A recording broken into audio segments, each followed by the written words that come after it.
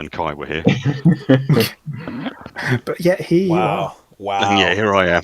All right. I was literally just fighting with OBS as well, but it seems to be You as well, huh? It Yeah. seems to be okay now, so I'm good to go. Is everybody ready? Yep. All right. Ready? Reckon My so. check's ready. Fantastic. Ready to go. Fantastic. Well, welcome everyone to the Super Friendos Roundtable. Today is Saturday, the 6th? Yeah.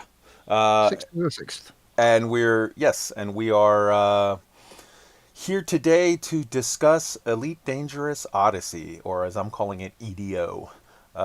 So today we have in attendance myself, Kaizen from Elite Week. We have Alec Turner from the Buckyball Racers. Say hello, Alec. Hello, Al.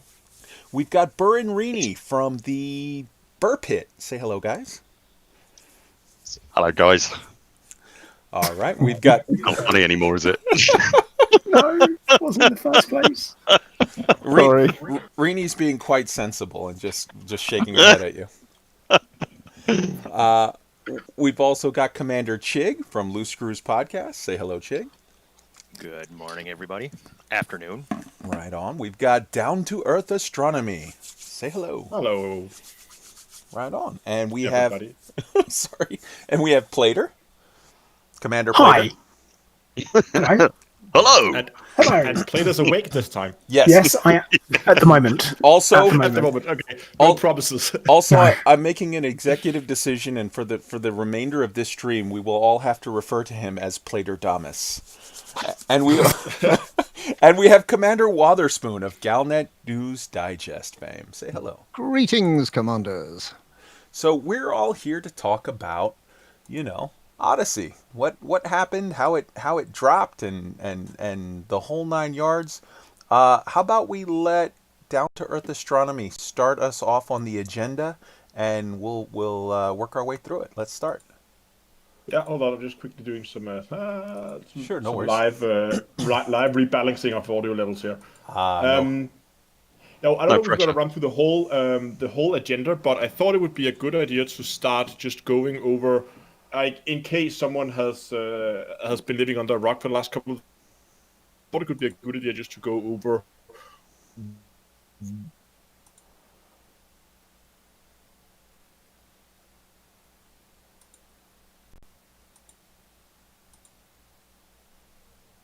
And announce Yes. again. It Yes. was Wednesday, yeah. Yeah. So what happened was, at least it seems to me that what happened was Frontier was uploading a video, which they of course will do in advance, and it was added to a playlist and then set unlisted. Someone could then go in through that playlist and find the video, and then it was accidentally released. I at least think that's what happened. I don't know what your guys' take on it is, but it seems to me that was an accidental release. We've had bots pick up our videos unlisted before, but Okay. I don't think it's a bot this time, though. I think it's because they added it to a playlist. It right, might okay. be, Okay. but I don't know. Is that Yeah, your way I've of done saying this- you were hawking their playlists? Is that No, I mean I've had it happen. I mean I've done it myself where I wanted to launch a video and I just beforehand added it to a playlist. People go into the playlist and find the video beforehand before it's actually published because it's just Right. unlisted. It's not private. And of course, when people see something like that, the link gets spread, and then Yeah, that's yeah. probably why they end up pulling the video completely. Yeah. I mean, it could be. It doesn't really matter. It got published. It was an accident. I think That's where we are now. I think the sort of the main takeaway that I take from this is something that Venteon said on Hutton this week. There are mistakes that cause like serious problems. There are mistakes that are sort of, they have ramification where it's like, oh, we didn't do this and this screwed over a good chunk of our player base. Those are mistakes that are worthy of sort of criticizing and jumping in and trying to whatever. And then there are other happy little mistakes where it's like, well, that's weird timing, but I'm glad I know. And I feel like this definitely falls under that category. Oh, yeah. And for those mistakes, it's one of those that's like, obviously something happened weird there. I don't think we'll ever get the full story, and it doesn't really matter. Sure, yeah. I wonder how early it was, though. I'd be curious to know. I don't think Yeah. it was terribly early. They wouldn't have uploaded it weeks and weeks in advance. This is probably something they were planning to announce very close to Fleet Carrier release to give us something to look forward to once Fleet Carriers come out. I think when But I'm pretty sure I- we've been after the Fleet Carrier hype has died down a bit. Maybe a Yeah, week or two. it was said. I think I remember Will saying that we would get details after the release of Fleet Carriers. I'm pretty sure it was then, but I think they may have pulled it forward rather than it be accidentally done a month in advance, or or even a week even at this point. It was interesting to see though, but there is what's happened previously with the last Fleet Carrier. The initial teaser that came out that was leaked early. That was due to it being on another a news website where they'd given them the link early and they'd sent their, so they could get everything written up and have it ready to go. And they said it'd go early. Is that what that was? Yeah, so it was that was the Gamescom. It was then. It was, and that's kind of what happened. I don't know which publication it was. It'd be whichever one was out there first, I guess. But yeah, that was that's what happened there. Very interesting though. It was like, oh no. Yeah. But with regard in this particular one, with regard to the fact that it came out a little bit, again, I come back to who is harmed by this. Nobody. But potentially Frontier is going to feel a little like, oh man, I wish we had this drop a week or two after Fleet Carriers or whatever, because it's just better for our timing rhythm. But It from the does player steal base, the it's a thunder a win. bit, doesn't it? You kippers the schedules a bit, I'd imagine. Yeah. don't you? Am I the only one personally? I think Wednesday was the planned day. I mean, it was only down for a few minutes, like 10 minutes, and then it was back up. It was down. It was down for like 2 hours before they re-released. Didn't feel that long, and also the tweets and the Facebook posts and the mail shot to everybody that was done by lunchtime. Do you think they literally just decided to shove that stuff out where they hadn't previously? I just think they had it already. It was planned for soon, if not this week, then next. Yeah. My guess is that they would have probably done it on a Thursday before they did one of their live streams, so they could then answer questions afterwards. So it might have been for the Thursday they intended it. It just seems odd to me that it went before Fleet Carriers had launched. That was all. It just it kind of steals the thunder of that a little bit, I think. It was the day after Live Radio. It's when they always make big announcements. I agree with you. Dawn. I agree with you that they do it right after Live Radio on purpose, but I think it was supposed to go right after the next Live Radio. But looking at this, as far as the announcement points to some things, and let's look at what they mean. They clearly are saying one giant leap, and see the galaxy like never before. Touchdown on breathtaking planets powered by stunning new tech. Soak in the suns rising over unforgettable views for some people that are not familiar with that term. Discover outposts and settlements and explore with unrestricted freedom. So let's hop into this. Who wants to get into one giant leap and then that sort of very romantic, evocative explanation there? There's a lot in this, I think. I've just those, like, what is it, 3 sentences, 2 sentences, something like that. It just raises so many questions. First of all, the whole new tech thing, I really want to know what's behind that. I mean, are we talking... obviously, the trailer looks great, but is that going to resemble what we're going to see in the game? And is this going to be something that's going to affect the walkie around thing only, or is this going to be a general graphic update to the whole game? I mean, definitely, I think we can all agree what we're looking at when we see that planet, even as it's approaching from orbit, as they're approaching. That is I think, conservatively speaking, that is a massive graphical upgrade to planet rendering. Yeah, for sure. And it looks even better when you get down to the ground. Absolutely. Yeah. So that part of it, though, the part where you say it looks even better when you get down to the ground, it's with regard to the part where they're walking around, you could be forgiven for saying, well, that's sort of machinima, that's in-engine, but it's, highly curated sort of cinematic trailer or whatever, that's fine.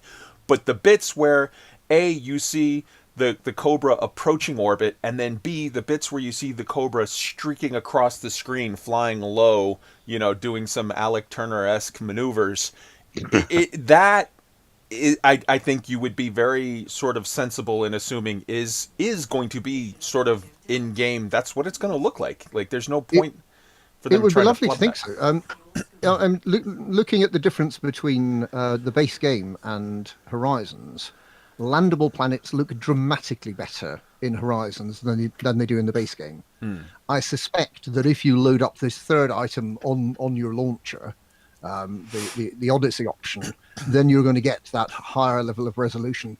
I think there is potentially, in order to provide as good a quality gameplay to as many players as possible, I think they've deliberately kept the resolution and the CPU horsepower required and the graphics card horsepower required for the base game substantially lower than it is for Horizon. I suspect they'll do the same again for Odyssey. That if your rig works at the moment, it'll still be fine with Horizons.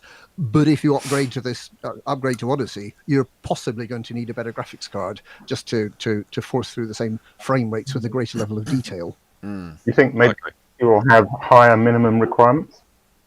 Possibly. Oh, yes. I think so. But what do I know? But I definitely think so, yeah.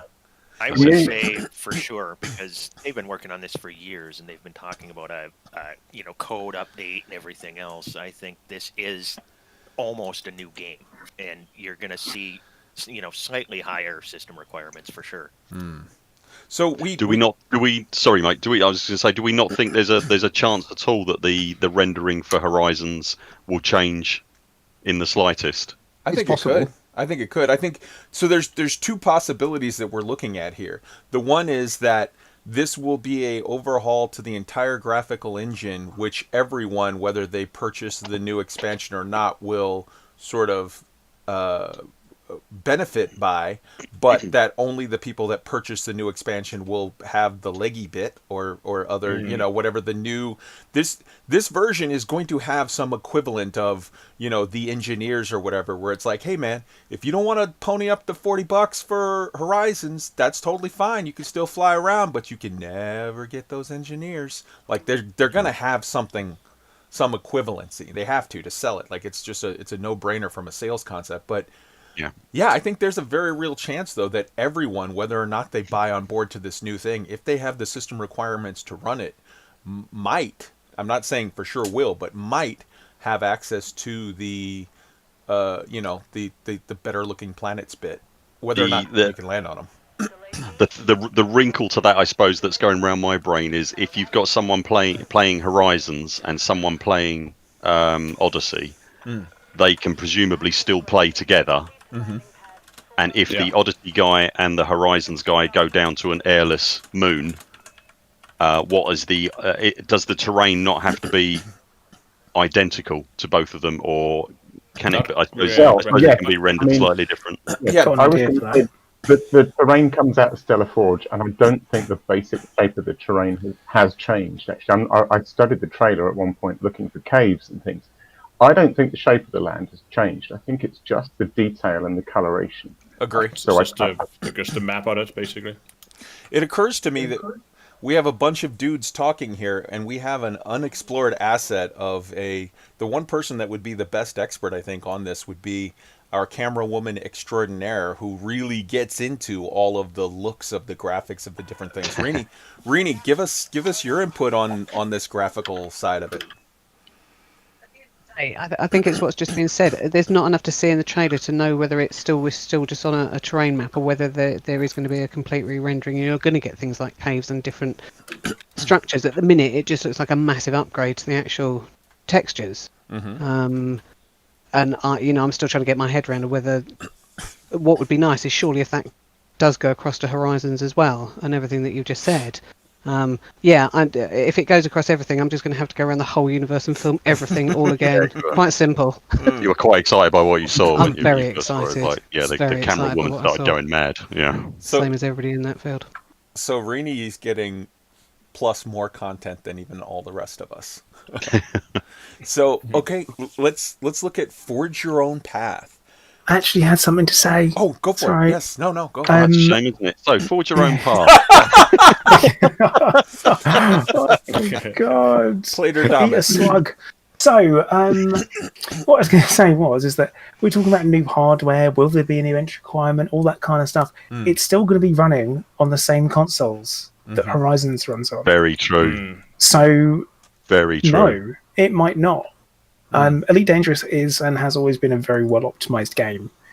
Yeah, sure, you could look at the networking issues and you could pick up some of the weird bugs, but that is an optimization. That's like code bugs. It's something different.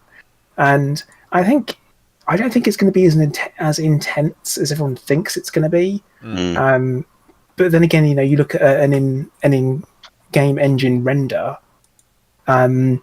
We don't know how long that took to render, how long it took to animate, how long it will have taken to actually fully design, and also we won't have the same models that are in it that will be in the game, because it's just not how CG animation works. So it's something to really consider.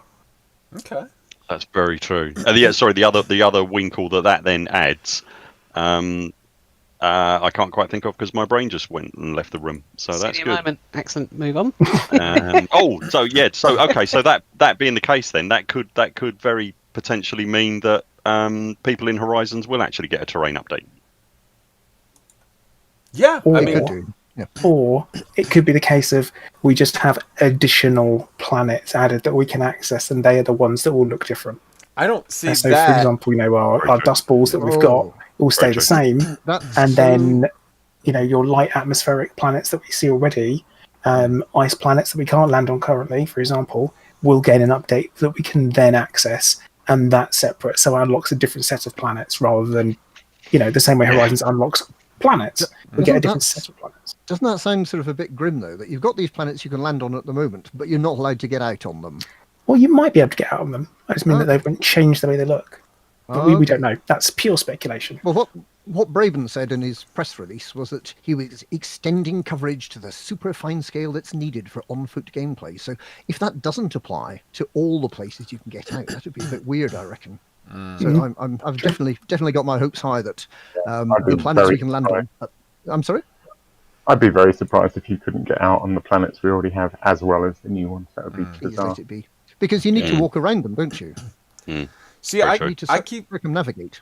I keep coming back to the point of, and we don't know yet. We don't have the answer. But to me, I hope that all of the stuff that they're adding in Odyssey is like, okay, this is for sort of everyone gets to play, and if you want the leggy bits, you have to buy Odyssey. I hope so much, though, that it is set up such that, as you say, you can still land on the planet regardless of whether or not you've bought sort of that upgrade. I mean, I definitely get that it sort of makes sense that you can't land on a planet if you haven't bought Horizons, because if you don't have I don't know. If you don't have a scooter, it's like, what's the point? But I guess we're coming back to still you have the freedom to drive around in your SRV on a planet regardless.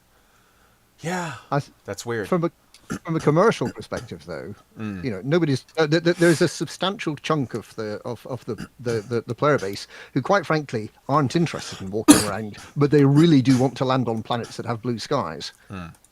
And for them, they're only going to buy the thing if you've got to buy the thing to get onto those blue planets. And this is so bad to say, but like, this is where I'm a horrible representative of the community, because I'm just going to say flat out, I'm buying it no matter what. I'm buying it. Like, I'm not I'm not going to miss out on any of it. So it just, because I have already sort of assumed I'm purchasing it, I haven't really focused on or worried about the whole, like, well, what about the people left behind? I feel like this actually maybe brings up another interesting sort of question. Do you guys think, because for a lot of MMOs, for a lot of different big games like your Final Fantasy 14s and your World of Warcrafts or whatever, they set it up such that whenever they release a new sort of expansion, all of the old expansions get rolled into the base game, and now it's you buy. So for Elite Dangerous, the equivalency would be that as of when they drop EDO, when they drop Odyssey, Horizons is just automatically included in your base purchase, and now you pay extra for Odyssey. Do you guys think that that's a way they'll go, or what? Absolutely? I did wonder that. I personally think that would be the best way to go. Yeah. I think if they don't do it, it's going. I mean, imagine a new player coming in and they see, okay, so I have the base game, and then I need Horizons, and then I also need the Odyssey update. But what if you want Odyssey and not Horizons? If people want to go that way around, how is that going to work? Yeah, they leave themselves in that corner, don't they? Where it's the best thing to do, just roll them together. Yeah. I think definitely Horizons will just be part of the main game, and everybody who doesn't have Horizons yet will probably just get it. So what we're thinking as a group here, it seems fairly unanimous. Nobody's spoken against it, at least. Everyone from Odyssey gives the gift of Horizons to the cheapskates. Like, just here you go. There's something for nothing. Enjoy. Yeah, that's cool. Either that, or if you buy Odyssey, you get Horizons for free. It'll need to be one way or the other. That's a possibility too. They could bundle it in. So only if you buy Odyssey, you get Horizons as well. That would make sense. See, this is why we invite Witherspoon. He's smart. But one thing I was thinking is, what happens if let's imagine that we have two commanders, one has Odyssey and one doesn't, and they then land next to each other on a planet, and one guy decides to walk out in his ship. What then happens with the other guy? Can he still? He must still be able to see him walk around, but he just doesn't have that button available to him, or like But presumably, so presumably your Odyssey player would be able to get out and wave and do a little, do the Carlton dance, and the Horizon level player or base level, not base level, but Horizon level, and presumably, hopefully they include that into base level, would be able to get out and sort of run him over in an SRV, but like not do the dance. Yeah. I'm not sure that the non-Odyssey player will even see the avatar walking around outside the ship. They've got to. Yeah, they have to. Yeah. I mean, if they don't, it would be a huge missed marketing opportunity. By mismarketing, do you mean plain rubbish? That would just be awful. Wait. Horizons does not support animations for avatars wandering around. Currently. No, but that could be included as an update to Horizons. Yeah, there's no way they're going to update only one part of the game. They're going to do the whole thing at the same time because of the talk of the code refresh. Yeah, there's a massive code refresh. They've got to do it for all of it because it's. You say that, but then I do find it surprising that non-Horizons owners see planets rendered differently from Horizons owners from space. There's clearly a graphical update in Horizons that has not been rolled back into the base game. That could be cheap. Well, technically Horizons wasn't a code refresh though, so I'm going to maintain my stance and call myself correct. But no, it's a fair point that it isn't that it hasn't been rolled back into it. But maybe it was more difficult to do it. And again, it's another incentive to buy the expansion. They are a business. Yeah, that's true. Well, so in the matter of Alec Turner's idea versus Plater's idea, Plater has rendered a judgment in favor of Plater. So that's decided. Just to mix things up a bit. That is decided. So, all right. So on Forge, is everybody good on the giant leap bit? Yes. No. All right. Alec? Well, I think there's an elephant in the room here that I really think we have to talk about in this section because it says, "Let's do it." Unforgettable vistas. I mean, this is for me the single most interesting thing in the trailer, possibly the only interesting thing in the trailer because we knew we were getting space legs, didn't we? Blue skies, come on, guys, blue skies. That is huge. That's very true. 100%. But it hasn't been listed as a feature. So why? Why is it not listed? Why has it not been listed as a feature? They cannot release a trailer with blue skies and then not have atmospheric landings. I mean, I've done stupid things in the past, but that absolutely. Well, insane. Absolutely. My point is, what I'm curious, and I really want to know what you lot think of this. My point is, it's not listed as a feature in Odyssey because landing on atmospheric worlds is about to become a feature of Horizons. I think possibly that's correct, but I think also the other possibility is, because I mean, let's face it. Forget the blue skies. The blue skies, that's great. But before we got to blue skies, the very first second of the first shot of the trailer is the ship approaching the planet, and you can very clearly see an atmosphere around it. And some people have pointed and said, "Oh, but look at how thin it is. Maybe it's just a trick of the light." No, that's how atmospheres work. If you look at the Earth, the actual Earth, the layer of atmosphere is only like 1/60th or 1/70th or something the actual diameter of the Earth. So in real science terms, that's what atmospheres look like on planets when you approach them from far away. They don't. It's important to understand the scale. That the ISS, the International Space Station, is 220 miles up in the air. That's not very far, and that's in space. Absolutely. So our atmosphere, on the 1G world, our atmosphere is only about sort of 5 to 10 miles high. On a much lower G world, it's going to be a lot less than that. Yes. And I think this is a lower G world by the look of it. I submit to you. Yeah, absolutely. With the way he's flying around on the rocket pack. Yeah. I submit to you what we're looking at there is a very, very clear rendition, or rendering rather, of a low atmosphere, rocky, barren world. A Mars-like world, if you will. And I think that the reason why they didn't say it like specifically as an announcement is because then that's going to push the next question of, okay, exactly, just give us the list of exactly what type of world, and they're not ready to get to that question yet. They want to string it along a little. But they can't spill it all at once, I guess. Yes. Did anybody expect? I think people have always talked about it's either going to be it's always either going to be elite feet or atmospheric landings. Elite feet or atmospheric landings. Which one will they do? And we all thought it was going to be elite feet on the rumor. Did anyone in this room expect both? Actually, I did, yes. I was hopeful for both. Absolutely, because they're never going to tell you up front what all the content's going to be. They're going to save some.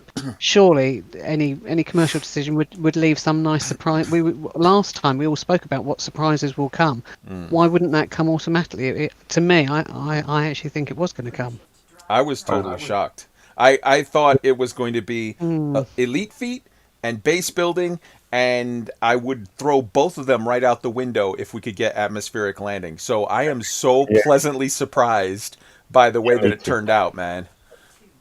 Should we? Where are we at? Forge your own path. I think we'd better move on. Yeah. So forge your own path. Take on a wide variety of contracts and play your way. From diplomacy and commerce to lethal stealth and all-out combat.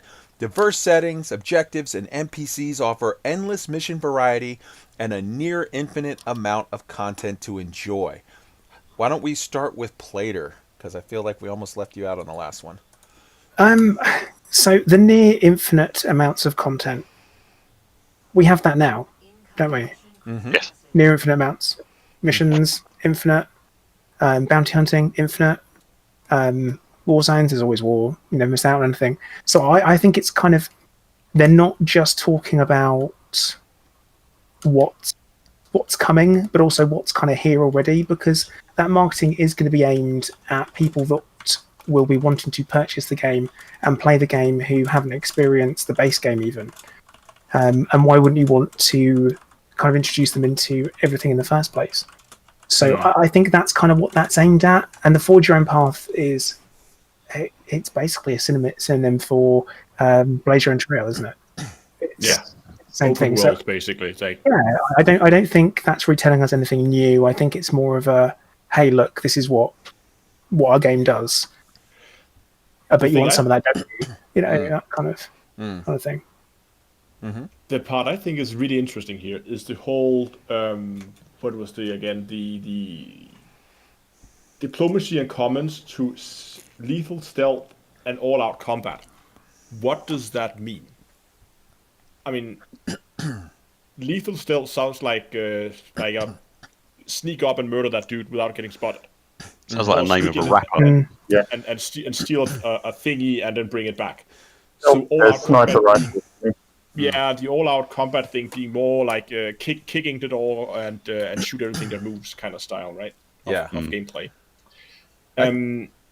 Diplomacy and commons. I mean, to me, most of it, those two at least, sounds very combat like. Basically, like they're adding a FPS game to Elite. There's a lot more. I hope to it. I hope than that. I hope there's gonna be the option to go do some. Actual exploring, get some cartography data out of it that you can sell. Maybe you explore whatever on the surface, you find something that gives you some more data, so you have more than just scanning it from orbit. You can actually also, now that you find all these interesting spots on the surface, go down and explore them on foot to collect even more data for the explorers.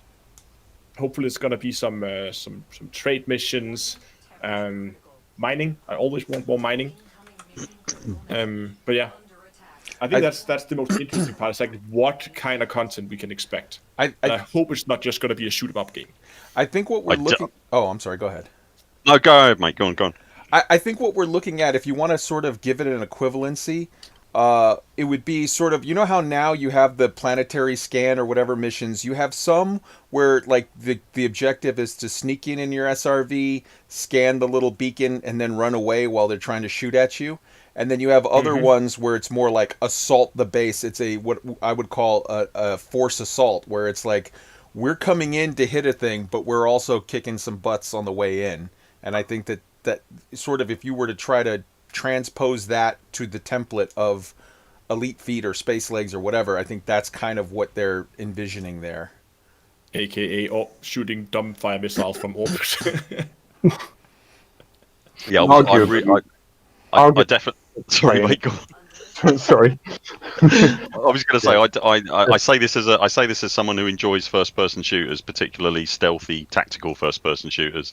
I really, really hope it isn't, and I don't think it is. I really hope it isn't just they're adding first-person shooter gameplay. I don't think for one moment that it is that, but I wouldn't say a lot more interested, but I'm also extremely interested in everything Astro mentioned. So like mining and prospecting and exploration and I don't know, a bit of science, and I'm interested to know what the diplomacy thing is as well. I don't think we've sort of got that at the moment. Could you call power play that at a bit of a stretch? But what is diplomacy? I don't know. And also the other thing I take from that particular paragraph was that NPCs offer endless mission variety. Again, I don't think it's a massive surprise, but it looks like we'll actually be going up to NPCs, talking to them, getting a mission off of some seedy guy in a pub or something like that, or a person behind a counter, rather than looking at a bulletin board or a menu, and as we have to at the moment from our ships. Would love that. Yeah, Alec, you had something you wanted to say on the subject? Yeah, really, just those two words, diplomacy and stealth, seem like the most interesting things in that sentence. Stealth suggests to me sniper rifles, maybe, or sneaking around and stabbing people in the back. I don't know. It'll go to hand in combat. Diplomacy is the most interesting one because it's hard to. You do just wonder. You mentioned those two SRV mission types: one where you sneak in and scan, and one where it's full blown assault. Does diplomacy just mean not shooting? Well, diplomacy could be, for all we know, diplomacy could be you sneak into a location, take an overview, like take an Overwatch, right? And you've got to set up, like quite often actually happens with the real military, where you have sort of some camera equipment and you're not there to shoot somebody. You're there to record a conversation or a transaction, or that Sirius Corp is moving mining equipment onto this location where they say they're just doing disaster relief and it's against some charter or whatever. You record something. There's some aspect of some kind of gameplay where it's like, okay, instead of just a data scanner, I've got a data recorder. I record that, and then you get out, you relay that information, and that's used in it's used in sort of economic or governmental warfare, but not in like physical, actually killing people warfare. See, I think the diplomacy might be just another level of BGS, where there's going to be new kind of influence missions and stuff, where you're affecting factions rather than, yourself. That I would be absolutely amazed if it wasn't procedurally generated stuff, because that's what David Braben's good at. What we're going to be getting is something that will definitely work in a very similar manner to what we already have. Whether or not it looks different is a different matter, but it the fundamental process, the way it works, is going to be very similar. And the mission system is amazingly complex at the moment. You may not appreciate it when you're taking missions, but it is amazingly complex. And if they can do the same thing on the ground, and the other thing, of course, is that we don't even have NPC SRVs on the ground in Horizons. We're going to be having NPC people walking about, people that we shoot at, people that we work with potentially, people that we work for. This is massive in terms of change of scope. Well, one thing to go ahead, Alec. I was just going to say, here's an interesting thought. So we have power play, which is on the sort of very grand scale of the three big superpowers, and they're bubbles around the galaxy. Then we have the BGS, which is the sort of to and fro between the different systems. What if with this we get another level of sort of BGS, which is just planet wide? So it's sort of it's closer to what we, the sort of economies and things we think of here on Earth. What if there's a whole new sort of minor faction, which reflects the comings and goings on a planet itself? Just a thought. Time Council. That would be a definite lot to add. That would be interesting. The one I agree with you 100%, Wotherspoon, with your comment about if it's tied to the mission system, it's going to be proc gen or computer generated, but with one exception, it might not at all be tied to the mission system. That alliance thing, because there's another little sort of thing that's mentioned later in the press material or in the announcement, where it says something about go to these player hubs and like form allegiances. And so you have things like in Eve, where in Eve your squadron would be a corp. It's a corporation, and then you have, instead of just your corp, if your corp like allies with another corp, then you form a entirely different unit. You form an entirely different sort of thing, and it could be that they're talking about that.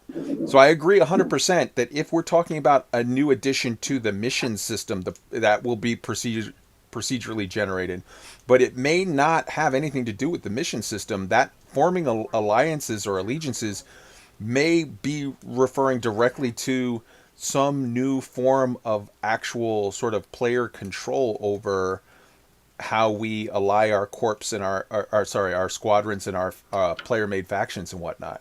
I think we're moving on to the next point, and the next point is specifically, I think, about player with player. The assemble your crew section. Shall I just read it out very quickly? It's social hubs, spreading throughout the galaxy, giving commanders the ideal place to plan their next move, it says. Form alliances, procure services, like you were saying, and even find expert support in highly coveted engineers. Hurrah, more engineers. These public outposts also help you acquire and upgrade weapons and gear to perfect your playing style. So you can basically buy stuff there as well. So most of that, to me, looks like it's about player interaction. I don't know what other people think.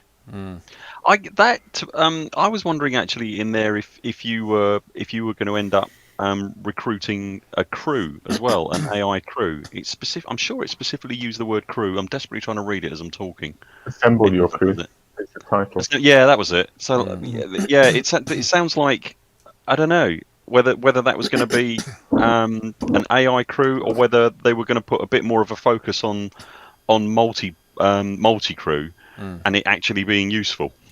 But you're thinking like, let's say you're going out on the mission, and you can then have, just like you can fit a certain number of modules in your ship. You can then say, oh, you can bring up to 4 crew members or 3 crew members, and those could then be NPCs that you can then choose from a variety of. I think we have different specialities, or you could maybe be able to outfit them with the equipment you want, or something like that. Yeah, I don't know treat them almost like modules. Exactly, like basically the crew members are exactly just like modules that you fit on your person or in your crew. Well, and you can roll them into Felicity Farseer and get her to make them walk quicker. Well, in answer to your question, Burr, you say Do you think that this is going to be more sort of NPC crew help, or do you think that this means they're going to fix multi-crew? And I say, ¿por qué no los dos? Let's have them both. Yes, please. Yes, please. The other thing that occurred to me as well is if these social hubs are spread all over the galaxy, just go with me here. Yes, they'll be useful for getting together with other commanders, but those commanders, the social hubs themselves, are still going to be spread all over the galaxy, and it's a big old galaxy. So I was wondering if the act of going to a social hub means that you're then in contact with all the other social hubs all over the galaxy, and you can then form up into a crew there, and some elite reason means you then get multi-crewed into someone's ship, or even, and we might be getting on to the next thing, so I'll kind of rein it in a bit, but whether we then have some sort of instantiated content going on, and you end up almost doing a dungeon raid. But the social hubs there must be a reason for them to be dotted all over the galaxy, because do you know what I mean? There's no point 5 people going to 5 different social hubs. So it must be like some way. I wonder if you go into a social hub, you see loads of other people who are all at different social hubs all over the galaxy. Well, at least you would be able to connect to them. We have telepresence for multi-crew. I mean, yeah. Law-wise, the same technology could, I guess, be used for something similar. So you don't have necessarily to be on the same planet, maybe. I don't know. Yeah. Social hubs are Raxler. Okay. It's going to be social hubs. I know. Yeah, so you can instantly teleport around. Draxler confirmed. There you go. Could be that. I know. Go ahead. I was going to say with the idea of the social hubs is kind of I do think it will be a virtual presence type thing. And they have like different locations where you go to them, and then you go into it, but it's the same kind of as everyone. It could be something like that, rather than you'd be like, hey, let's all go to the bar in Shinrata, and that's your social hub. You go there, and only the people that are in the bar in Shinrata are there. Because that'd be useless, wouldn't it, basically? It'd be busy, I guess. But yeah. I don't know. Doesn't No Man's Sky do something similar? Can't you go to like a social area in No Man's Sky and you see people from no matter where they are? Right. Okay. Yeah. So you can summon it basically into whichever system you're in. You summon it, and you go there, and everyone's there. But when they leave it, they leave, and they're in their system, not yours. All right. So it's kind of like it's very like you will experience the same inside, but the outside's different. I have to jump in on behalf of Alec Turner, the one person who's using the DOT system, and say, Alec, you had a thought on social hubs. Yeah, it's made slightly redundant by the interesting idea of sort of telepresencing to social hubs. My thought was simply social hubs spread throughout the galaxy. I just suddenly wondered whether they were going to make some of the existing installations and bars the places we could actually land at. And that's where some of the bars are. But I don't know, maybe not. That'd be nice. Okay, very cool, very cool. Anybody else with thoughts on the Assemble Your Crew section before we move on to the Sphere of Combat, which I'm going to give Plater a heads up right now. It would be awesome if you could read that part and start it. Do you have the document up, or I can? Yeah, and I'm totally paying attention and listening today. Awesome. Does anybody else on Assemble Your Crew have something they want to chip in? No. Go to Sphere of Combat. All right, Plater, if you can please start us on Sphere of Combat, and when that's done, Burr can jump into opinions of the trailer, and we can start from there. Word. Cool. So, the Sphere of Combat. Experience intense first-person combat. Kit out your character with an array of weapons and gear, and coordinate with teammates to master a multi-layered, deep, tactical environment where commanders, SRVs, and starships converge. That's so exciting! That sounds like so cool. You're in your ship, you take a mission. The mission is go attack a base, which I tried to do earlier on the stream and it failed miserably because I couldn't work out how to get to the thing. But what you do is you fly in, you blow some stuff up, maybe you take out the air cover in your ship, you come in, you land, got to land a little bit far out because suddenly, oh no, they've got anti-air weapons on the ground that you can't take out with your ship.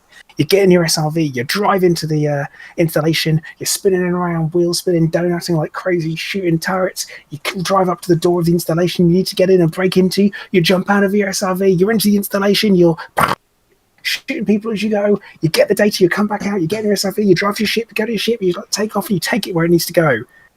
Is what I want it exactly to be like that, nothing else.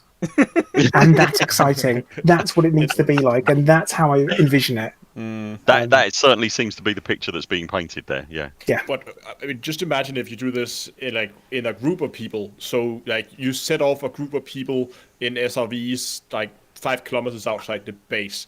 Someone swoops in and fire missiles out, take out the defenses, and as soon as the defenses are done, all the SRVs just come over a hilltop and just begin to charge in. I mean, the level of coordination you could do in this, if you actually have missions that are so difficult that it will require more commanders, which I hope they will do, would be awesome. That would. I asked Plato on that fabulous description of what this could be like. Did you see I think it might even have been a Frontier live stream with Hutton where they did a base assault where they had SRVs and air cover. Did you see that one? I haven't seen it, but I have seen the premise of it. Okay, so that was pretty much as you described, except without commanders on foot. So I must confess, my reading of this is little more than what we have now, except with commanders as well. You know, if you want to stage a base assault with friends and get a bunch of SRVs and a bunch of ships and sort of role play it a little bit, because maybe you don't really need the SRVs, but it's quite fun to have them.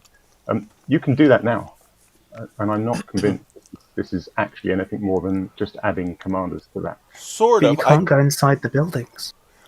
Oh, so number one, that's true, and then number two, Alec, I did see that live stream that they did with Frontier, where they did the assault the base to free the prisoners. It was like what Plato just described, except without people on foot, right? Well, sort of, except for it also was using their imagination. They literally made up objectives for themselves where we first have to take out the outside whatever, then we have to do this to get access to the door, then we have to land. They said then we have to land a ship on this landing pad. That landing pad didn't do anything. It was just a thing that they were making up in their head. Whereas if the game had actual objectives that were defined and sort of like it gave a mission type to do X, and you had to get this objective on foot, this objective in a car, this objective on a ship, it would actually tie in those sort of well thought out, imaginative, adding to your own emergent gameplay and make it as features in the game. One of the problems with the existing base scenarios is that you are supposed to go around and scan the things before the timer runs out and scan them all, and then that opens the gate, and then you can drive the SRV up the ramp where the red gate is. But the simple fact is, you can just leap the SRV over the gate using the thrusters, and you can just bomb the entire from the sky anyway. So I think they have already slightly attempted to do that kind of scenario, and you can just shortcut it. So I hope if they're making a push to do that again, that they make it that you can't shortcut it, and that you do shit. If for example, one of the objectives is you have to trigger X, Y, and Z to unlock a door to get into the building, and you have to go into the building and access a panel, there's no way to shortcut that. Because doing Dark Wheel missions, I literally just will fly up, go into silent running, fly right over to the beacon that you're supposed to scan with your little scooter, and I just scan it from the ship, and then leave and call it good because it's a shortcut. But like, if they tie this in, that the on foot part of it can make several sort of roadblocks where they have to have it sort of done right according to the game, and you can't skip it by jumping the wall. Burr, I know you had a thought. Oh, go ahead. It's a shame, really, because they very easily have made some of the scannable beacons in the existing Horizon stuff be inside a little tunnel where you had to be in the SRV to do it. Anyway, sorry, Burr has a comment on this. Yes, on base assault. Sorry, all I was going to say that on the base assault front, that's as it stands at the moment. I want it to be, as it is in the game at the moment, I want it to be so much better than it is. I mean, the point that Alex brought up about you can leap your SRV over the gate anyway. You can fly up to the power generator, taking the fire in an engineered ship and just unload a load of missiles directly onto the power generator and then just shut everything down anyway.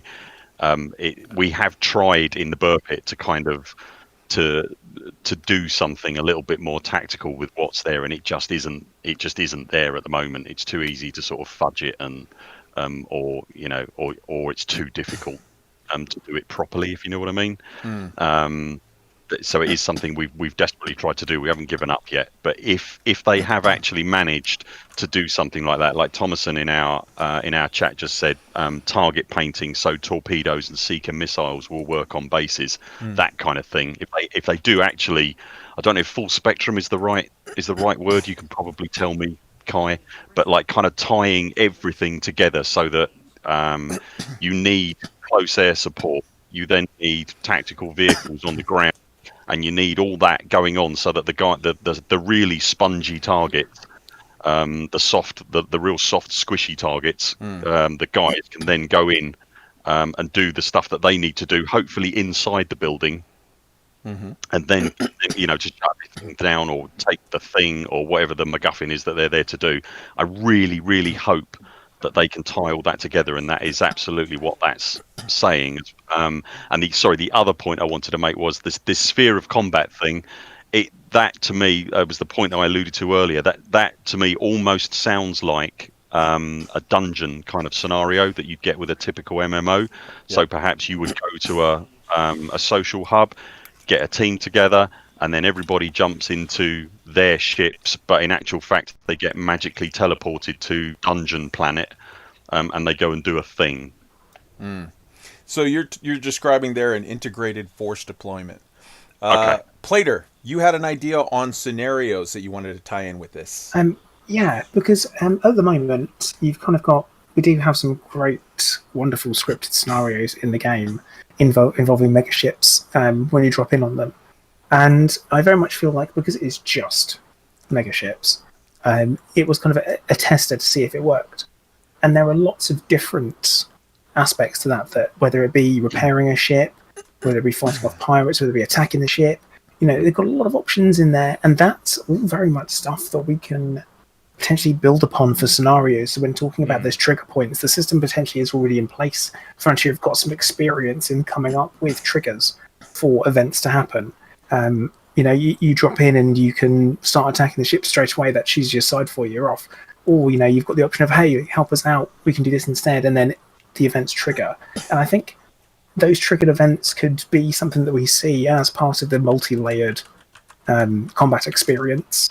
If they go that route, what I really hope they do is to do a little bit like what they did with the conflict zones, where you both have like a main objective, and then you maybe have a list of optional objectives, and depending on how many optional objectives you complete, you then get a bigger reward at the end, because that really adds a ton of replay value. Because it may be first time I'm playing a specific mission or a specific type of mission, I'm getting my ass handed to me. The next time, okay, I get better and better, and I finally began to become good enough that I can comfortably complete a mission, and then I can then begin working on including also solving some of the side objectives as well. That would be like, you can really replay those missions a lot. And when you think about it, you could really do a lot to integrate. So Wotherspoon makes an excellent point, or made an excellent point when he said that, hey, look, these missions are proc generated. This is they have sort of templates set up for that. You could still do some interesting stuff where it's like, hey, look, if you do an assault in force, where like you come through the front door, you kick it in, you murder everybody, and you achieve the objective, you get X rating. You succeeded in the mission. But if you do an assault in stealth, where you slip in, slip out, get the blueprints, and nobody even knows you were there, you get some higher objective rating, and you can tie that to proc generated fairly easily, where it's just like, if the alarm goes off, then you're not allowed to get this rating on the mission. If the alarm doesn't go off, then you can it unlocks this higher sort of rating. I think there's ways that they can still do that without getting into the nitty gritty of sort of making bespoke hand sort of designated sort of achievements or whatever. I mean, they did say in one of the earlier sections that they had, was it near infinite mission varieties. And the way I read that is if a mission would have a main objective and secondary objective, because that's the only way I can see you could get near infinite. I think, I don't remember the exact wording, but it was something along those lines. The only way I can see you could get that is by having combinations of things. So if you have a main objective, let's say you have, I don't know, 10, 15 different main objectives, and then maybe 20 different side objectives, and you then get 2 of those side objectives maybe per mission that you have to complete. And that could be, as you said, go in without being discovered, or only use this type of weapon, or like whatever, right? Or do this within this time frame, or something like that. And if that means you can get a near infinite combination of missions if you do it like that. So I think that could be something like that. Wotherspoon? Oh, sorry, go ahead. No, it's another discussion I want to take before we move on to the next one. Okay, go ahead. No, it was just the most discussed S that I've ever seen is the small S after SRVs in that section. Do you guys think we're gonna get more of them? Yeah. Well, they also said commanders, so that means clearly we're all gonna get multiple accounts per or multiple pilots per account. Yeah. I can fly 2 ships at once. Yeah, it'd be great. With that said, I would be disappointed if there weren't more SRVs in. 100%. Bring them in, surely. This is the time to bring them in. It would make sense, at least. Someone, go ahead. Sorry, but I say I'm confused why SRVs are used for military purposes. Why would you have something with a giant glass cockpit at the front? On these tiny little wheelie leg things. SRV is the wrong name, isn't it? I can answer that, Plater. I can answer that. Ready? Go on. Because it's the only option we have. Oh, that's rubbish. Don't do that. No, it is. It's true. No, I'm saying I would very much like for there to be a big. I would love there to be a big boatload of options where we've got a little stealthy hover bike, we've got a tanky whatever, we've got a dump truck looking one where they can go out and mine stuff. I would love all of those different things, but right now, if you told me, hey Kai, you have to go assault a location that's 5 miles north of Philadelphia. I live in South Philadelphia. I'm going to use my car to get there. It's a Toyota Prius. It's not built for combat, but it'll still get me to the objective, and then I'll do whatever I need to do once I get there. So I'm not being cheeky when I say, like, the reason why we use them is because it's what we have right now. And when you have a job to do, you use whatever you have. Now, I 100% agree. We should get more SRVs, and when we do get more SRVs, I will use the better tool for the job. I will use one that's tanky, or I will use one that's stealthy. But right now, if I got to get rolling, I'm going to use what I got. Can I just say that SRV would not be what they are, because the SRV is a specific model of ground vehicle. Yeah. Yeah. So no, something else vehicle. I don't think it is. Scarab is. I want a combat Prius. Combat Prius. Yeah. So, I mean, SRV literally stands for Surface Reconnaissance Vehicle, which is why on Waterworlds I was saying it would be SSRV, a Subsurface Reconnaissance Vehicle. But, yeah, I guess it would be an SMV, a Surface Mining Vehicle, or an SAV, a Surface Assault Vehicle, or whatever. But, yeah. Somebody grab Kai, he's going down the rabbit hole. Sorry. But it is exactly that point, though. It's that whole kind of SRVs, they are not fit for the purpose that we have to use them for. Because when they hit a pebble, they blow up. Right? It's just, and we're expected to go into combat against multiple turrets, multiple skimmers, multiple everything. Even ships at certain points you get shot at. So it's kind of like, well, maybe there should. I mean, we all know outside of the game there 100% should be something else. Multiple ones, because otherwise, what's the point of calling an SRV a scarab? Except to identify it from something separate, which we don't have. Yeah, oh no, I 100%. So, like, the day that it dropped, DJ Wiley in my Discord said, Am I reading too much into this that it says SRVs? So like it should definitely, there's multiple coming, right? And I said two things. Number one, you're absolutely reading too much into that. Number two, I cannot imagine a world where they add all kinds of on the planet content and they don't expand on the SRV options. So while you are reading too much into that S, it's also safe to assume that there's more stuff coming. It's a funny little catch-22 or whatever. All right. Did anybody else have anything on this point before Burr launches us on the next one? Just one more thing. Sure. Which is just like to mention it before we move on. Just perhaps some of those base assaults might be on Thargoid bases. Yes. Yeah. I have nothing more to say at the moment because the trailer has nothing more to say. But Frontier listen to this man. Fingers crossed, eh? Yeah, exactly. Okay, so opinions on the trailer then. What did we like? What didn't we like? And what precisely do we take from the words at the bottom, pre-alpha in-engine footage? So can I kick off on this? What did I like? Sure. There were legs in it. It looked very pretty. I'm not down on what we saw at all, but there was a lot more about it that I was a little bit disappointed by than I was excited by, if I'm being brutally honest. It was. I tell you what, if I can just be a right little Norman and just tell you what I didn't like. It led. And I say this, as I say, I'm someone who really likes first-person shooters, and I really like tactical first-person shooters in particular. It led with first-person shooter gameplay, or the implication of first-person shooter gameplay. And I know that makes a lot of Elite Dangerous players very nervous. And also that's not what Elite Dangerous for me is about. Yes, there's combat in it, but I don't really feel that that's the core of the gameplay. I don't think Elite's got a core gameplay, and I think like for an opening teaser, I would rather have seen. This is going to sound weird, but a lot less. I would rather have seen a foot hitting the dirt and leaving a footprint behind, and the words "Odyssey coming soon" or something like that, just to confirm that space legs were in there. That the fact that they showed so much more, but it was alluding to first-person shooter gameplay. Whilst yes, it got me excited. I think it upset a lot more people in the community. Upset's the wrong word, but made them a little bit more nervous than they needed to be.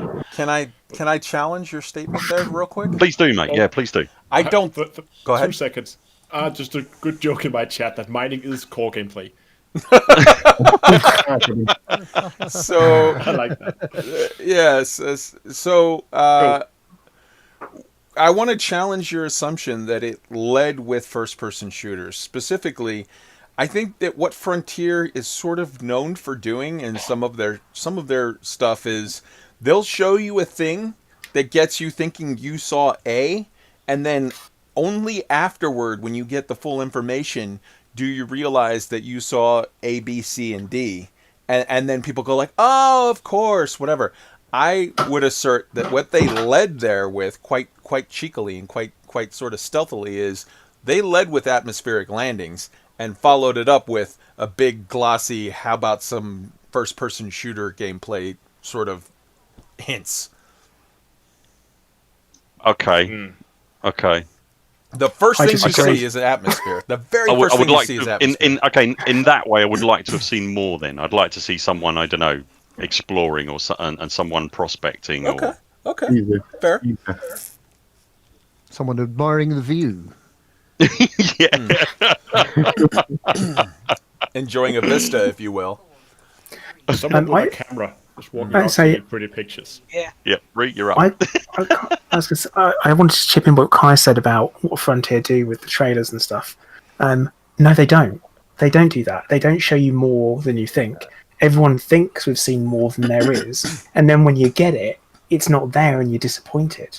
That's what happens, and that's what always happens, is people see more than is actually there, and they get totally overhyped about it, which, to be fair, right now, I'm overhyped about Space Legs. I know when I get it, I'm going to be like, idiot, should not have done that. Because the thing is that they have shown us like we're reading into the wording loads as well and all that kind of stuff, and it's all very similar stuff that they've said before. And kind of what I'm trying to do is I'm trying to do that thing where I'm like, calm down for a minute, be objective, and then go, wait, when was the last time Frontier showed us more than what we thought we were seeing? Like, when was the last time that was? Thargoids? No, we've seen that was very clear, everything that was going on in that. Knew what was there. It's all the planetary stuff, everyone knew what it was. We got there, we found out it definitely was that. They even permit locked the system that was in the trailer, which was weird. But they've not shown us anything that's out of the ordinary or extra. It's very much like it's kind of what we take from it a lot of the times, and they aren't showing us anything that's to be missed at this point. Like there's so little in this 1 minute 20 seconds that you look at it and you go, right, landing on planets, blue skies, must mean atmospheres. That's logical. We're walking around. We know it's going to be first-person combat. Futuristic guns, armor, which is new. Don't have armor at the moment. Little jetpack. Cool jetpack. Yeah, you'd have walking around. Don't have any of that. A new installation or outpost where they were landing at. That was a weird little. I haven't seen anything like that before. Yeah, it just looked like a landing pad and a building, didn't it? Well, it looked like if you zoom in on the thing, which I'm embarrassed to say that I did, but there's on the top right corner, there's like a couple of like huts, like a small installation. On the top left corner, there's what looks like some sort of a bunker, and then on the bottom left corner is the main bit of the installation that's around Okay. But with the whole reading into more stuff, people are like, oh yeah, we're going to get base building because here's a landing pad on its own that we've never seen before. Frontier go, no base building. Right. Yeah, sure. That's kind of my point. It's not just no base building; it's no base building in the roadmap whatsoever. At this time. Yeah. At this time. Yeah. But that means we're not going to see it in at least 2 or 3 years. So I agree that's probably, and you know what? Here's the thing, and this may be an unpopular opinion, but I'm going to say it anyways. I'm happy about that. I was somebody that was psyched for what base building could mean. But again, I go back to my previous statement of, do you want space legs or base building? I would chuck both of them out a window for atmospheric landing. So the fact that base building isn't on the agenda at this time, to me, means that there's a very high likelihood that we get space legs and the start of the atmospheric landing sort of spectrum, because that's a I don't think we get all of atmospheric landings. If we get all of atmospheric landings, that teaser trailer would have had them landing in a jungle planet. But I think what we get here is rocky barren worlds, maybe ice worlds, and maybe scoopable gas giants, and then 6 months to a year from now, water worlds. Wait, where do you get scoopable gas giants from? I'm saying that if you try to think of what the possible sort of how the spectrum would be, to me it seems like rocky barren worlds and ice worlds first. Then the next step would be scoopable gas giants. Then the next step would be water worlds. Then the next step would be Earth-like worlds, and then after that, or like Earth-like worlds with just flora, and then after that fauna, and then after that maybe megafauna. I don't know. I'm just thinking, if they're not focused on base building, what are they focused on? I pray to God that it's the focus after Odyssey drops is more on that atmospheric landing spectrum. Yeah, because that's one thing a lot of people have seen is how many planets would be included where we can actually land and go out and walk. And I still believe that we are only going to see barren planets. So all the planets we have today, including barren planets now with an atmosphere. So you don't think ice? Oh, yeah, ice as well, but ice is barren to me as well. Okay. When I say barren, I mean no plant life, no animals, no larger cities, anything like that. I agree. I want to know if we can walk around on the 10G worlds. Yeah. Yes. I would all around. I would think that if you remember from sort of The Expanse, when they have to get those shots and stuff so they can move the Martians who are used to living in not 1G, that they can function on Earth. I would think that, I mean, I don't know, it's a crazy whatever, but like, if you're walking around on a 10G world, you better have some sort of an exoskeleton suit like that is in the EDRPG game in order to sort of facilitate that. Otherwise, it's like science is out the window. I'm just going out for a crawl. Yeah. I think it's very, very important that we address something in regard to our feelings of the trailer, and I think that this stems from an observation that Rini brought to the group that I would very much like for her to expand upon, if she will. Yeah, for me, the one sort of, for all the excitement, same again, I'm very positive about everything, but just a slight disappointment on the balance and the bias and the portrayal of the male to female characters, and the female characters, even in 3306, we don't seem to be much further ahead with a very stereotypical portrayal of the roles that the male and female commanders take. And it's the first time for me that I've had to think like this in my elite career, which I know is only a couple of years. But what struck me perhaps more than the trailer, it was where, looking through the press kit, which included the concept art, and if I was trying to find a good screenshot for a thumbnail, and every single one that I scrolled through, what is there, 8 that they put out plus the 4 concept art, and every single part of their promotion pack, you got the male standing tall at the front, female in the background, male at the front, female following, and I was just a little bit disappointed that it seems to have fell into. I would like to think more, but I'd like to think better of Frontier, that in this day and age we can have a bit more diversity and a slightly less stereotypical, old-fashioned 1950s, the man takes the lead, the woman's behind. And it was just something that struck me on their promotional material. I'm horrified to say, like, when I first saw the trailer, I didn't notice at all, right? I did not notice at all because with my stupid, dumb man eyes. And then as soon as very delicately pointed it out to me, can't look at that trailer and not see it now. And it's really so obvious. The concept art that the press had as well, because we took, I don't know about you guys, but when that concept art, I love artwork like that anyway, and the first thing you do is zoom in and see all the details and see if there's anything in there that gives you a clue to what's going on. There's some really, really good stuff. The only 2 women in all of that concept art is the woman behind the counter serving, the travel agent, the travel agent, yeah, and the woman propping up the bar. And sadly, apart from that, that's the only representation. And I just feel a little bit let down on that this time. I hope they do better. We have voiced an opinion privately to them, and I hope they take that on board and we see a little bit of progress on that going forwards. I don't like hearing this. Sorry, Kai, just to cut you off real quick. Like, anybody hearing this, don't think for one moment that we're sort of, like righteous, forthright PC warriors. No, absolutely not. We try and treat everybody equally and get on with our life basically. But it was it was so blatant. Once it was pointed out to my stupid man eyes, it was so blatant. What's the point? I don't want to go on a campaign. I don't want to be a PC warrior. I think everybody's equal. I don't care what sex, gender, or whatever you are. I think everybody's equal. I don't want to have to think about it. I spent years in World of Warcraft having to think about it. I don't want to do that in a battle bikini and battle knickers. I don't want to have to do that in Elite. We are all commanders, and I would like that level playing field restored a little bit.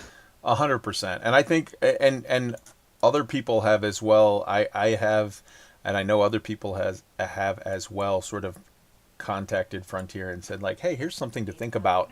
I agree.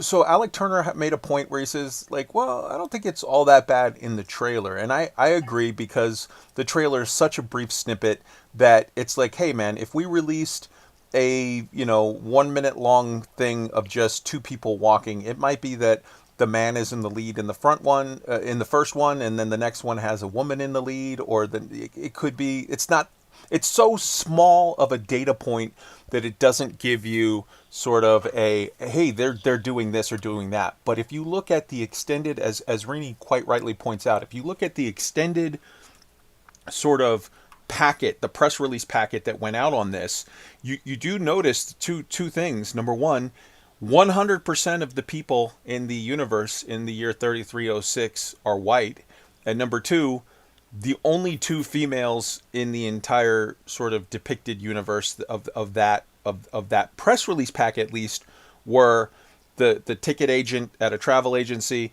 and a woman at a bar. And while I completely get that a lot of marketing towards, you know, space sims and whatever, a lot of it might be, or video games in general, sort of might be geared towards, you know, sort of white male, whatever, in to a large extent, I would submit to you that in the year 2020, when you look at The Expanse, and the two most kick-ass people in the entire of the characters in the entirety of The Expanse are Naomi Nagata and Bobby Draper, they're like, we're ready. You can show more stuff. But you're absolutely right. We're laboring on this too much. Let's sort of move it on to the next point. What else were pluses and minuses from the trailers for you guys? So personally for me, the thing that I got the most excited was actually looking at the blue skies, looking at the atmosphere, because I am really looking forward to going out, finding a planet, sitting a ship down somewhere, you know, right at the day-night Terminator, go find a little hilltop and put the ship down there, and then sit and watch the sunrise or sunset or whatever, right? I mean, visually, Elite, like the visual team that does the visual stuff for Elite, has always done an amazing job. So I'm having really high hopes for that. The things that I didn't like was some of the things that already been mentioned, that there seems to be a very large focus on first-person shoot-'em-up kind of gameplay. And while I definitely could see that being fun, I would really hope that it would also do something to cater into the more industry / exploration / trade / whatever, anything else side of Elite, and also make some of that type of gameplay available for Elite feed. Alec, you had I think you were also very, very interested in the blue skies and whatnot. Yeah. I mean, opinions on the trailer. What did I like? Blue skies. I mean, really, honestly, from what you know, we kind of suspected we were getting space legs. So in a way, there's nothing in the trailer in terms of space legs that surprised me. I don't know. The animation, the walking animation, is very nice, but is that what we'll see in game? Hard to say. But yeah, the blue skies was just a complete revelation because I didn't expect it. So that's all I saw. I just saw blue skies for 1.5 minutes. What didn't I like? I don't think there was anything I didn't like. I thought it was sensational. It's a teaser. I did just want to kind of remind people about that. Maybe it's a 1.5 minute teaser, so I don't think it has to have a lot of information in it. And wow, you know, what a teaser! Atmospheric landings when people didn't expect them. I think that's huge. Teaser. Alec, do you reckon you'll be able to use the jetpacks that are on the back of the suits? Jetpacks are interesting, aren't they? Yeah, I suspect, and I think someone else said it, they'll be for softening landings. I doubt if we can use them to travel long distances. I know a lot of people think I'm going to be the first person to actually circumnavigate a planet on foot, but frankly, if those jetpacks don't, if all they do is soften landings, I'm not entirely sure I'm up for it. So what do we take, guys, from, before we move on from this topic, what do we take from the very sort of key important tag at the bottom of it where it says, you know, in-engine pre-alpha footage? Let's address that before we move. Interesting. Anyone in the game industry here with sort of experience of what that phrase really means? If anything? You're pointing at us, aren't you? It's I don't think you can. I suppose what you can take from that is it was rendered in the game engine, but it is not gameplay. I think is the only thing that you can take from that. So it's an indication of what the game would probably look like. I would imagine on a very, very high end PC. So it's reasonable to assume. Well, we could, for example, assume that terrain that we see in the background, that level of detail, that might be what we would see. I absolutely think that's a safe assumption. Yeah, absolutely. Yeah, I'd be very disappointed if it didn't look somewhere close to that. when it launches. We But it definitely- wouldn't be the first time that the games industry had done that to us. So Okay, sorry, I know I had my turn, but I've just remembered something else I did like, and that did also surprise me was that hike in quality. I guess I hadn't really expected that. yeah, I suppose so. yeah, Yeah. Absolutely. Absolutely. So the one last thing I want to say with regard to the trailer and when it first launched and when it hit, I kind of want to address the sort of meta sort of feeling in the entire community. To me, like, yeah, the second day with other stuff where VR questions and other questions came in, base building, whatever, some people had feelings and thoughts they wanted to express of criticism or whatever. But day one, just that trailer launching, the entire community reacted like it was surprise Christmas. Like it was Christmas that just happened to drop in June for some reason. No one expected it. And then when it dropped, everybody was like, this is the greatest thing ever. And I mean, if you look even in the subreddit communities, they have a listing of the subreddit gaming communities. Elite Dangerous jumped up from the 16th spot of the subreddits that are getting activity and interest and people are checking and posting on, to the number 6 slot. It had a massive jump, and everybody seemed super hyped. And after they announced what was going to happen to VR, though, did it slump again? It didn't slump, but let's be honest. There's maybe the tenor of some of the posts changed a little, but Yeah. It was a nice shot in the arm for the community. It was nice to sort of see that level of positivity coming out again. Oh, there will be a backlash, inevitably, because we've got sure. such a long time to wait. Yeah. Which is where development diaries and so on could come in useful. The intention of this video, 177-second video that about half of it is text on the screen, we've broken down like the Zapruder film. I mean, we're looking for the shooter on the grassy knoll, and then it's short little video, and was he in it as well? we're getting into gender roles, trigger discipline. I mean, everything about this video, we've broken down, and that just shows the excitement and passion of the community, and that's what I take away from it. Okay. Should we talk about the whole VR or the lack of VR because there's been a lot of confusion about it. Sure. I saw some people say or think that VR is going to be taken out of Elite completely. I don't think that is the case. Yeah, it was like wait, what? How did you come to that conclusion? Well, not only that's not how. That's not how I read it. At least. Let me jump in. Let me jump in for 1 second to say, not only is that not the logical case of how it would be, but Frontier have stated explicitly, word for word, in a live stream that will not happen. VR is still in the game everywhere where it's in the game right now. Sorry. Yeah. Go ahead. But that then begs the question. I mean, now that we know that VR is still going to be in Elite, so when you fly your ship, you drive your SUV, you are VR capable. But what if you are owner of the Odyssey update and you then want to leave? Because I don't think the game can just on the fly say, now I'm just gonna like that. I'm gonna swap over, and now I'm in screen mode. You have to take your headset up, and then you play around with your mouse and keyboard. Because HOTAS is probably not going to be the most fun interface to use for this. And then when you bang your SUV back with the VR headset, or what do you guys think? How is that going to work? Is it just going to be, well, you're in VR, you can't go out of you can't use that thingy, like the Odyssey update, the Space Lakes. I know Plater had an interesting thought on that VR that I think addresses just that fact. Can you tell us your thoughts? Yeah, so at the moment, when you launch Elite Dangerous, you have the option on the launcher, and you can choose Elite Dangerous, or you can choose Horizons. Obviously, you've got single player training and that there as well. But I think that what will be the case is that when you launch Odyssey, it won't run in VR. That's going to be the easiest way to manage it from a transitional point of view. You don't. That's it. Not because they've Frontier would have gone actually we don't want people to experience any content now in VR whatsoever.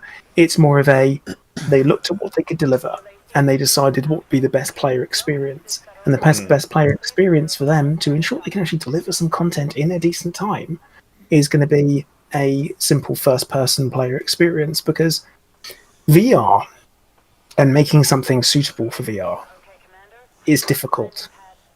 I mean, how many AAA titles are there out there for VR games? Half-Life Alyx? Yay. That's kind of it. It's all like AAA. There isn't anything really out there. And the reason is because it is difficult. And it is for a minority of gamers. Sure, growing minority, but it's still a minority of gamers. So it's a lot of work for you to potentially put into something that won't get utilised. Or you put some effort in, you don't absolutely nail it, and then people tear you to pieces and roast you for it. So I think Frontier have picked the option that will be, well, I think they might pick that option, don't know for certain, that, they turn around, they say no, it won't launch in VR, it won't launch in a HMD, it won't do that. I've got someone in my chat who says that the game cannot turn off VR, it's a feature of the graphics driver, not the game. That's incorrect. If a game doesn't support it, it won't support it. You might be able to launch it in the HMD that it comes up like a huge screen, that kind of thing, in a 2D environment, but it will not project both images to both eyes and give you that stereoscopic kind of immersive view. It won't do that. It'll just turn around and be like, no, we're not doing that, because it won't work that way. So your idea that it will literally just be at the base level of load in, like you don't get any Odyssey content unless you load into Odyssey the same way you do with Horizons. That is definitely one possibility of how it could go, and we need to get information on that. Another possibility could be that you can do all of the stuff you can do now in a ship, or sitting down in an SRV or in your cockpit of your ship, but that whenever you go to do the leggy bit, you would have to sort of transfer over to the non-VR system. I'm not saying that I think that is what's going to happen. I'm saying that is a possibility. I just don't think that's going to be... It would be like...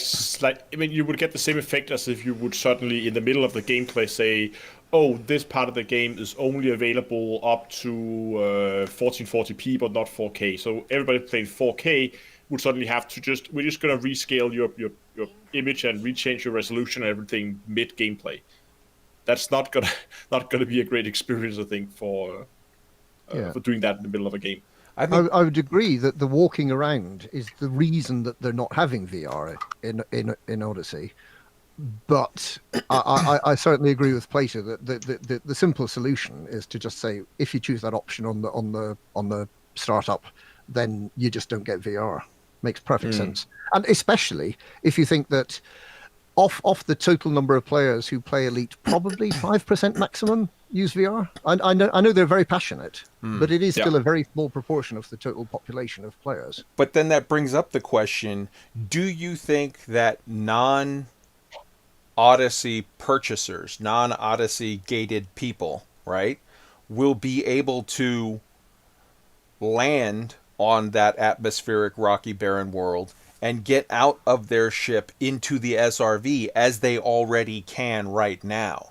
Because I think that if that's the case, you may end up with a lot of sort of VR users, that passionate subgroup, sort of choosing to do the workaround of just not loading Odyssey and landing on that same planet and doing all of their stuff, and then only ever loading Odyssey on those times when they want to do the leggy bits.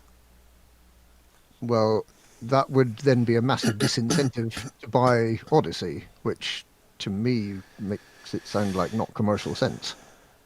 I don't think you'll get to land on those atmospheric planets at any rate. You might well get to land on existing planets, and you might get better terrain in Horizons.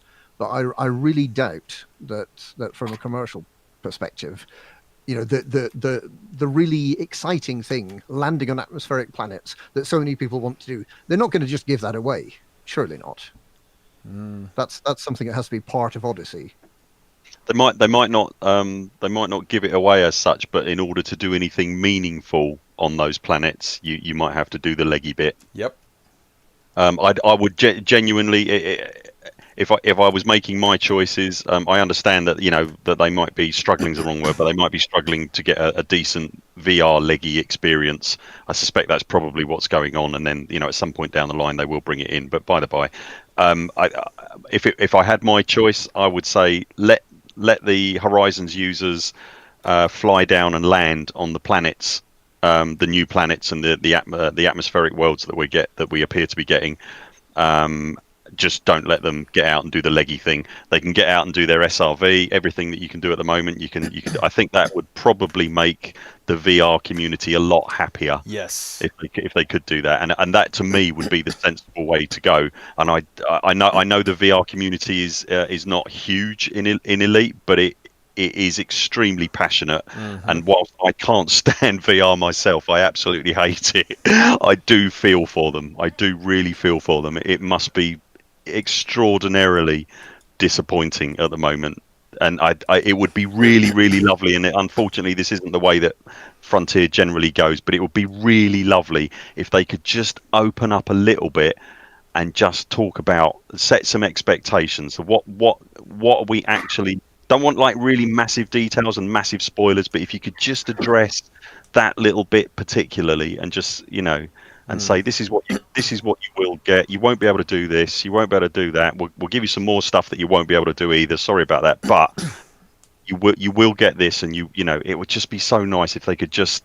shoot down a bit of the fire, because we were having such a nice Wednesday, and then it then turned into an absolute catfest again, and really ruined my Thursday. So the whole VR and Space Legs thing is something I spoke about last December. No, December before that. Oh my god!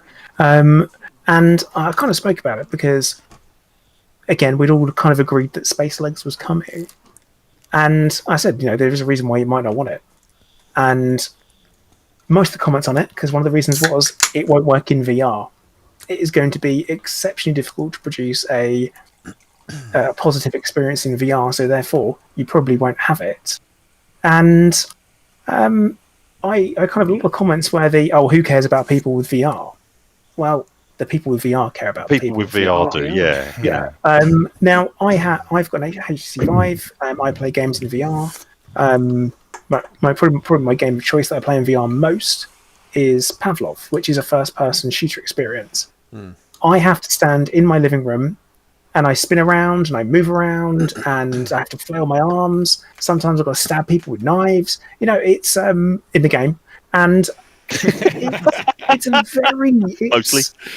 is a very different experience to me sitting there playing Elite Dangerous. Not remotely the same, and I barely play Elite Dangerous in VR because I like to do other things at the same time. Now, that's not a comment on Elite Dangerous, it's a comment on my personality flaws of not being able to concentrate unless I have more than one thing that holds my attention. I can't do any one thing at a time. That's it. I'm currently fighting a pirate in an assassination mission whilst talking, so I've got to do more than one thing. I can't not. And I just couldn't see how it would work, and apparently neither could Frontier.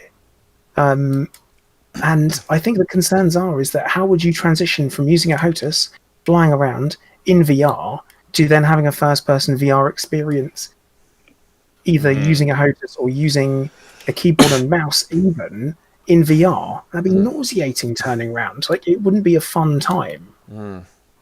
Even if you have the comfort vignette on, it doesn't work. It still makes you feel sick. So perhaps that's what they're wrestling with. I tried. There's a game called Adrift, which is one of the earliest VR games that came out. And the premise is space station's destroyed. You're now floating around the space station trying to get back to Earth. And even though you are you don't have a reference of what is up and what is down, and you are floating around, it wasn't actually that nauseating because you have that helmet on. You have that point of reference around you with a heads-up display, and you always have the edge of the helmet in your peripheral vision. So that wasn't really an issue for me at all, at least when I played it. So I think, I know this is different from floating in space to walking, and that does have a tendency to cause slightly more nausea, but I don't think it would be that bad to go and try to implement VR for it. I mean, sure, there might be some people who don't have the stomach for it, but there'll also be a lot who does. It's more of the how would you transition from sat down flying a spaceship using your HOTUS to now you're in first person running into and shooting people. Kind of like, how would you transition from that smoothly whilst maintaining the gameplay experience? Because you could have a separate space shooter first person, it'd be fantastic. Or you can have a fantastic space experience with a HOTUS or a space experience with a mouse. But you can't really have a great space experience standing up in the middle of your living room with Vive controllers. Which brings me... I'm sorry. Sorry. No, go ahead. That's kind of my point. That's it. I'm at the end just in case I've got something else that comes to mind. Don't worry, it's fine. I want to take what you just said and go back and readdress my previous statement and sort of attack the idea that Wotherspoon put forth, where he said, if they do what I said, which is allow players the option to do all of the non-leggy bits out of VR, because if you're landing on a planet already, okay, let's say you're landing on, just pick a planet. Let's say you're landing on, for example, Mars, okay? It's a rocky, barren planet. It exists. It's there. We see it. We all see it on the map, whether you buy anything or not. Some people, right now, none of us are able to go there, but presumably well, actually no, because they've made that, that's not... If you find a Mars-like planet, but not Mars, because in the game that's actually full atmosphere. Isn't the capital of the Federation, you mean? Yeah. Okay. If you find a Mars-like planet in System X, we can all see it whether or not we've purchased anything. We see that it's there. But only some people can get it. I think to sort of attack the concept, because you said, if you make it to where we can still do all of the non-leggy bits, if we can still land there, whether we buy Odyssey or not, that's not a good sales idea. It's not going to push people to buy. I argue that that's incorrect, and here's why. I think that, number one, we just said there's maybe at most 5% of the population of the game is playing in VR anyways, so the vast majority of the players are still going to want it for exactly the reason, regardless of VR. And number two, for that small subgroup of players that are playing the game, that are, the hugely rabid fan base of VR players that are very pro-elite, I think that if you allow them to do the landy bits and the SRV bits and all that stuff still in VR, but then force them to log out of the game and swap modes over to the leggy bit, that's going to suck for them. True, but it's going to suck for them much, much less than them not being able to even do the landy bits and the SRV bits. So I think that if you give them that option, the way that I've said it, you're going to find that the vast majority of them that 5% are going to purchase anyways. Whereas if you don't give them that option and you force them to, they can't land, they can't do anything on an Odyssey planet at all, without swapping to a mode that forces them to flat screen it, they're going to start looking around at other games. So you're going to lose out. I don't see that offering the landing and the SRV bits to everyone, including VR, regardless of purchase of Odyssey, is going to be a drawback. And to add to that, they're going to add some new level of engineers, of the hub thing, of the things, like the joint mission thing where you go to a spot and we sit around and you sign up for the raid and then we all get in.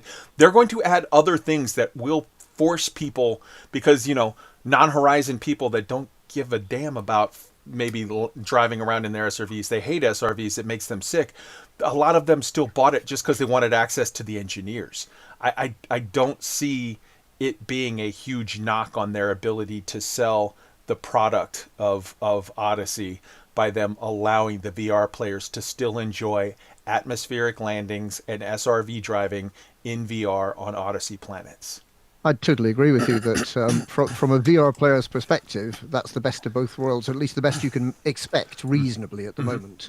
That it would be absolutely fabulous. And I would personally be wearing my Oculus and landing on these planets and looking at the detail, which is so much better than what we've got at the moment in Horizon.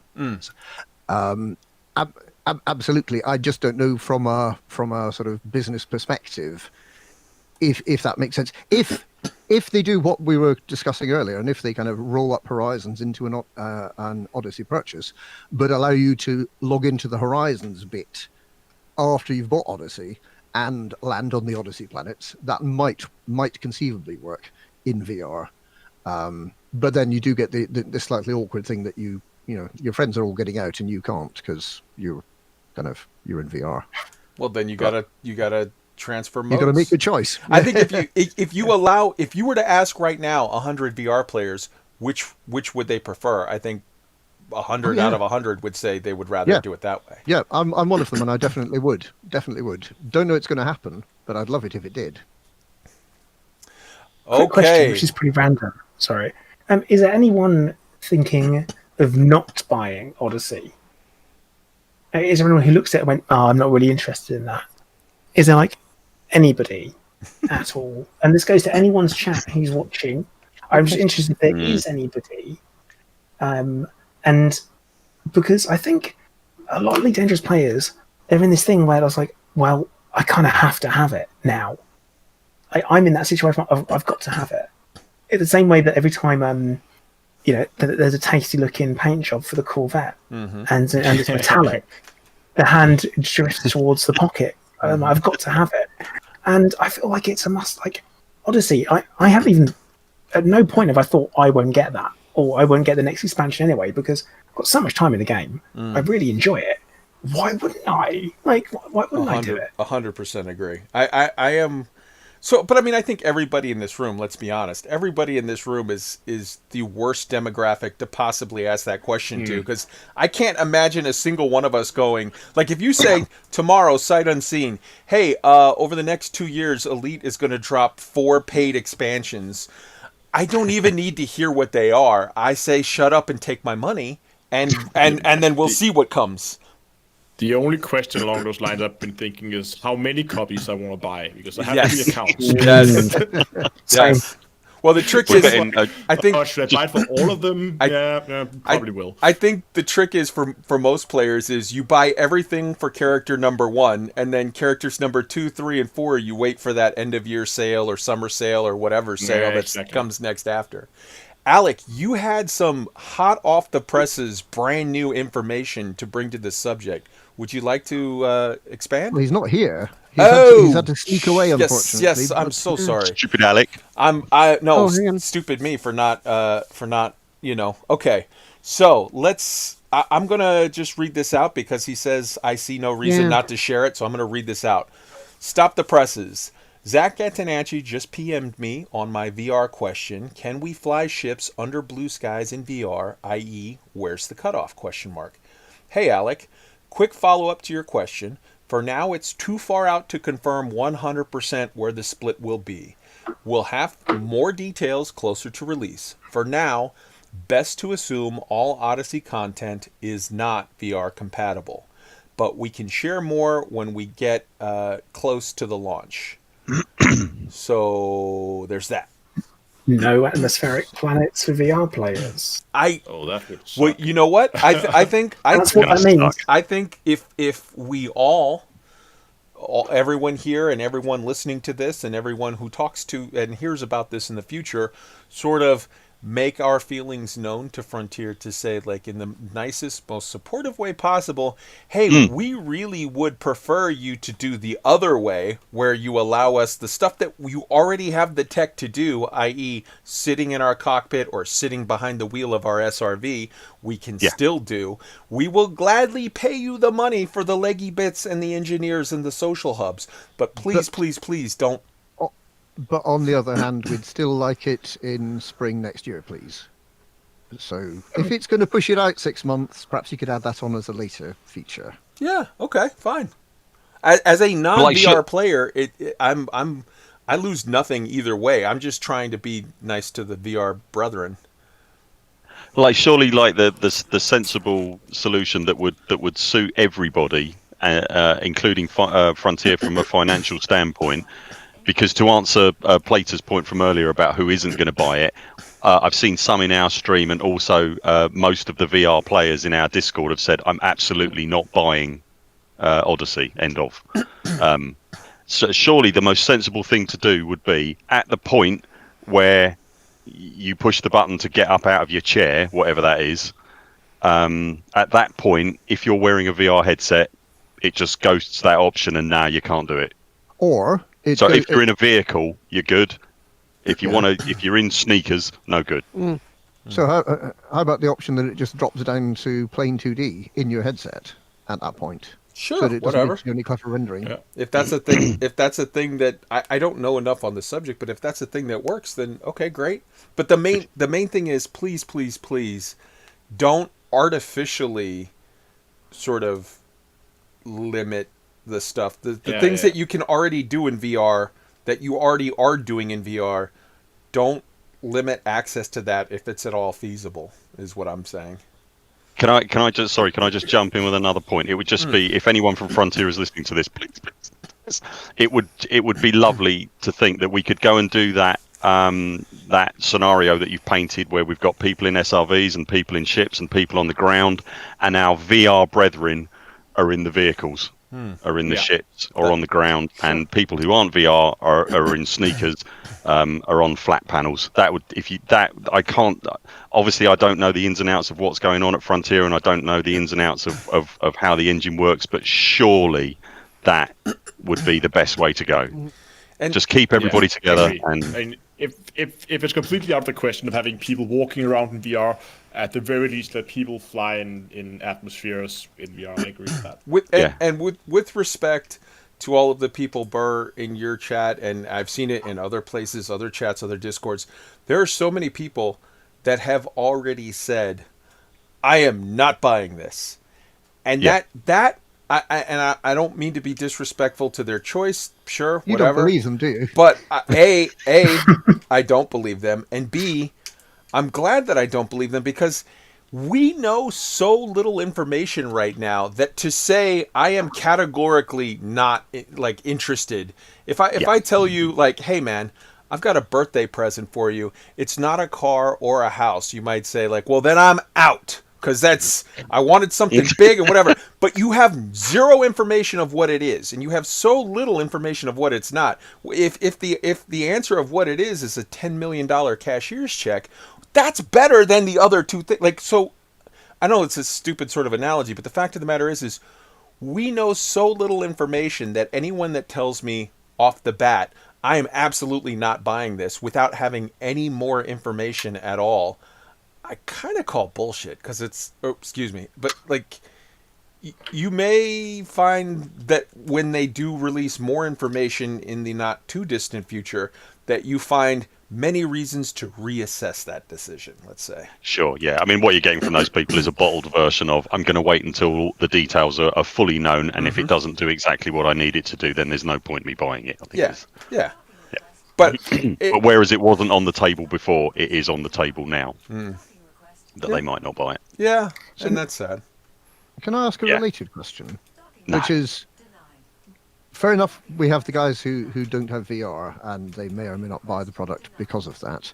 Does the fact that base building isn't in this release, does that really affect anybody? Is there anyone who's not going to buy it because there's no base building? I heard I heard that from someone, I think it was, I forgot where it was, but there was someone that said, man, on my stream, somebody said, base building is out, I'm out.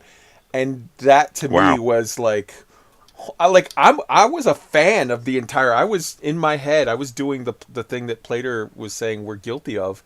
I was so far down the road of neat things we could do with bases in my head. And the fact that they said, oh, base building, not right now, maybe later, but it's not even on the roadmap. I was just like, oh, so you're going to focus on atmospheric landings? Yes, please. Yeah. The thing is, the base building was never on the cards. Sure. Yeah, sure, we're going to refer back to the leak that happened. And then you could say, okay, that's cool. I mean, base building, I'm like, oh, I really don't want that. What I did want was my fleet carrier. Now, since whilst we're here, I'm going to do my little me being a prophet of the future. Is I said for quite a while, has anyone thought that maybe fleet carriers are the base building? And it's kind of like, oh no, it'll be different. It'll be base building. It'll be different. It'll be base building. And this isn't you guys. This is Aim, but this is other people. And I'm like, I'm not convinced. And it looks to be like if you line things up, then maybe carriers are the bases that we were promised, because they are. They are essentially a mobile base of operations. And this is really just an over-exaggerated and elongated way of me saying that I was right. You were. So I'm sorry I've done that. But yeah, I think that's me done on that. Just saying. But yeah, I just think this is the classic us looking more into things than actually we get, and hopefully we, in future, all of us, oh god, me included so much, if we get any leaks or anything like that, we really do take it with a pinch of salt. So let's jump past, because I think we spent sort of an inordinate amount of time on the VR thing. Let's jump past and try to get to some of these other things on the checklist. What sort of NPCs will there be? Anyone, hop in. I'm thinking, well, obviously the ground troops are the obvious one, and I'm hoping and thinking SRVs and different versions of SRVs as well, at the very least. Yeah. And we talked about it earlier. I still hope we're gonna be able to do some kind of crew we can assemble of NPCs. Maybe a little bit like the fighter things we have now, but if we're gonna have multiple, maybe with a slightly steep pay rate. But yeah. Oh, and Thargoids. Thargoid NPCs? Ground, yeah, absolutely. Absolutely. You mean as combat? Okay, I thought you were like talking about a Thargoid mission giver. I was like, whoa, you took a left turn. You took a left turn. That could be interesting. No, I mean like actual. No. As a cosmetic you can buy, so you have them as a all Thargoid running after you. Hey, that'll be the next level of the co-pilot. You'll have Thargy the Tharg, and he just hangs out with you in your cockpit. Thargoid bobblehead. Yeah. I mean, like I think we'll actually get to see Thargoids themselves. Oh, what they actually look like. Oh yeah, I agree. For various leaky reasons. Re-entry. How will it work? I'm gonna jump on this one real quick, and then anybody hop in and correct me if you got a better way. But I think we already have sort of the heat mechanics that are tied to, fuel scooping and dealing with suns and dealing with certain things like that.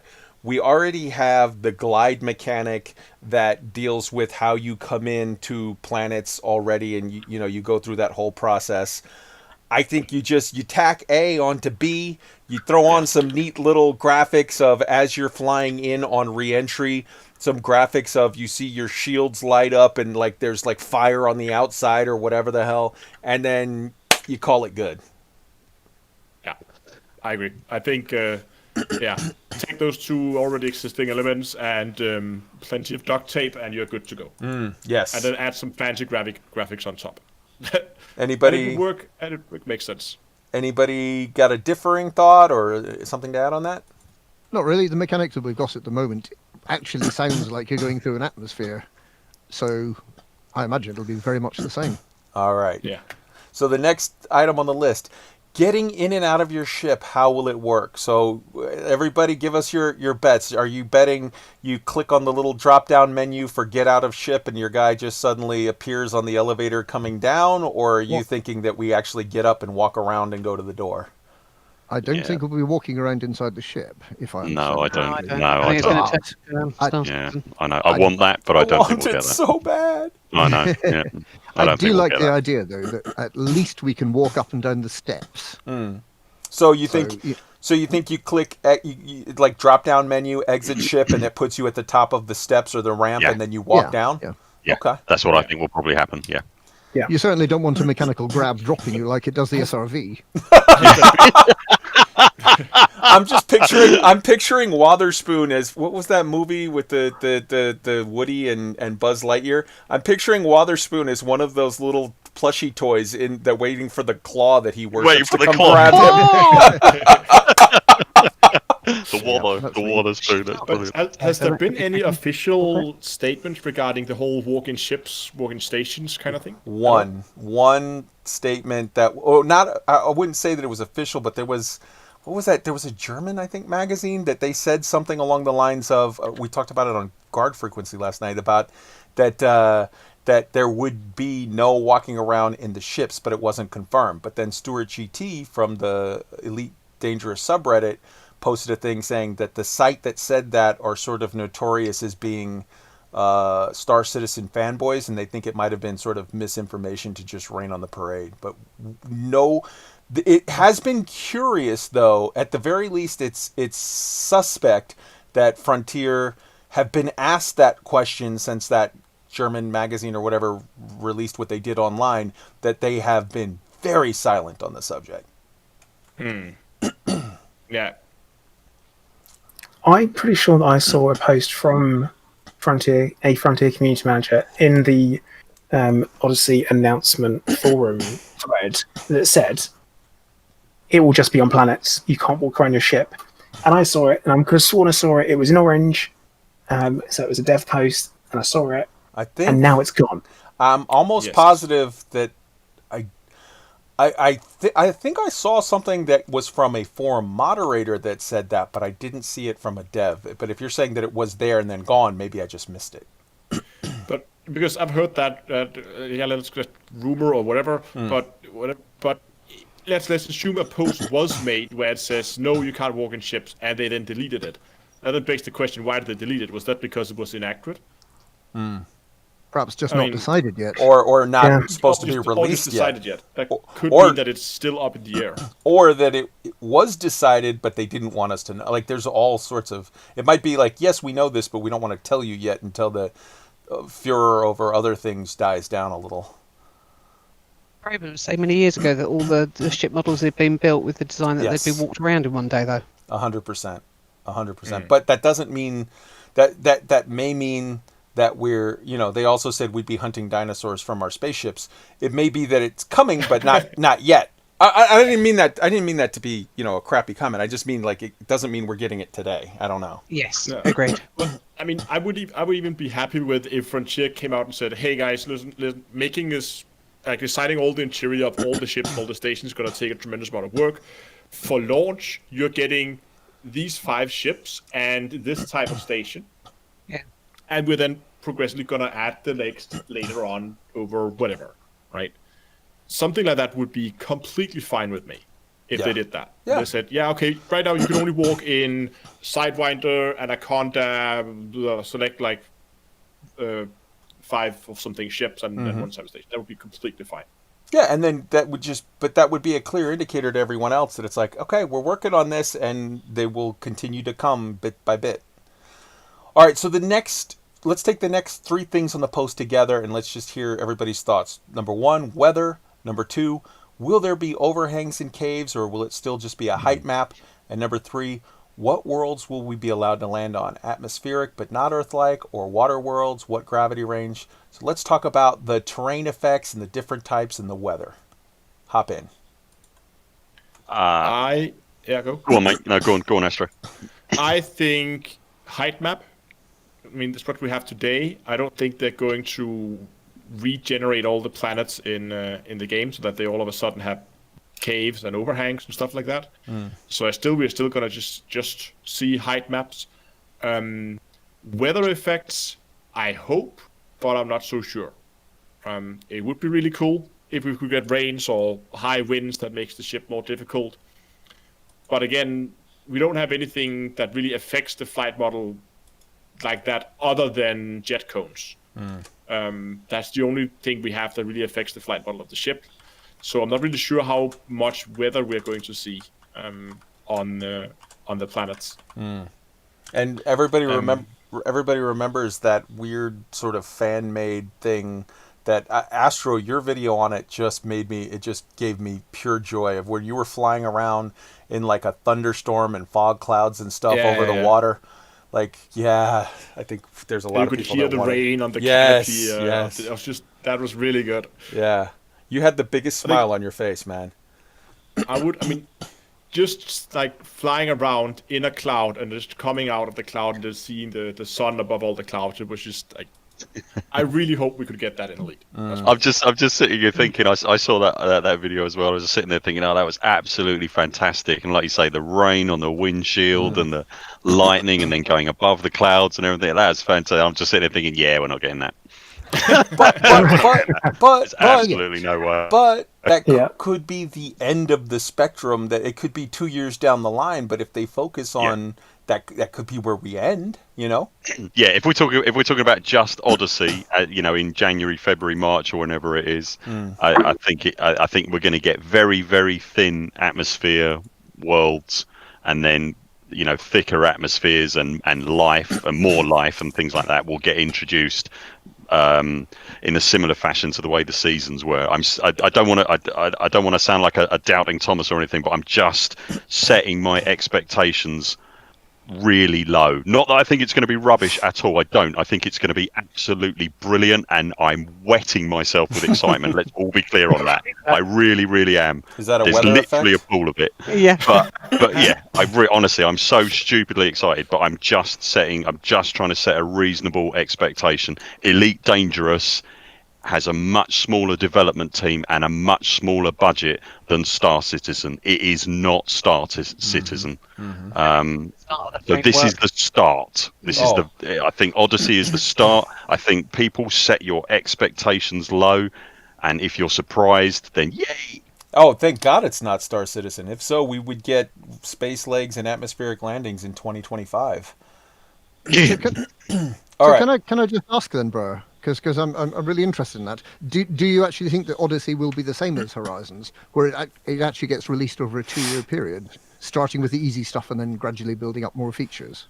I think that I've obviously got no facts to base this on, Pete, whatsoever, so it's pure speculation. But I think that's probably what we're looking at. Yes, either that, or I don't know that they'll necessarily model it the same way as that. I'm wondering if perhaps we might get more paid expansions, but quicker. Please. So I think maybe in a year and a half, we might be talking about Odyssey or Elite Dangerous Vapors or something where we've then got clouds and we've got a bit of weather and we've got we can land on a Venus-like world or something like that. That I'm wondering if we'll get that kind of thing. And I'm absolutely dandy and cool with that. Take my money right now. I'm absolutely fine with that. Yes, please. I would so much prefer if instead of you get 2 years of whatever, I would prefer if we kind of had a set schedule of every year there's a paid content, and every year you get this and this, these bits, and it's added, and it's sort of more regimented. That would be so great. That was exactly what they tried to do to start with, but Horizons took a lot longer than expected, and then Beyond was needed to fill in some of the blanks. So they all kind of stopped. So perhaps we'll go back to that. That'd be great. With so there was sort of a schedule of more frequent paid updates, was there, Pete? Yeah, I think Horizons was only intended to last for a year. Horizons was sold as a season pass. And the idea with Horizon was originally you buy the season pass, then you get all the updates that they are then scheduled for the next year, and then the plan was then there's a new season pass that would then have been Beyond. That would then take a year, and then like a year, and a year, and then like that, right? But because Horizons just took so long to deliver all the things they had promised, it meant they spent 2 years before they got to that. And I think that's why they then for the Beyond update decided to say, okay, we're going to try a different model. We're going to make it free, and we're going to try to just make it in on all the microtransactions and ship kits and paint jobs and that kind of thing. And I would be good. Go ahead. I think if we see, I think they're going back to something similar to what they did with Horizon, but I think we're going to see a larger percentage of the content being released right at the start. I don't think we're going to see a like 25% at the start and then 4 big updates over the year, each with 25%. I think the majority of the content is going to be in the first one, and they might do small additions over the year. Okay. So on these 3 points, weather, yes, I think we're absolutely going to get it. Not on Odyssey launch. I think it's going to be, that's the back end of the spectrum after you have full Earth-like worlds. Overhangs and blah, blah, blah, or height map, I think it's just going to be height map for now. Worlds will be allowed to land on atmospheric but not Earth-like, or water worlds. What gravity range? I am staking my bet right here that it's going to be rocky barren worlds, atmospheric rocky barren worlds, and ice planets, or atmospheric rocky barren worlds and scoopable gas giants, and then we're going to have to sort of start down the spectrum over the next year, 2 years, whatever.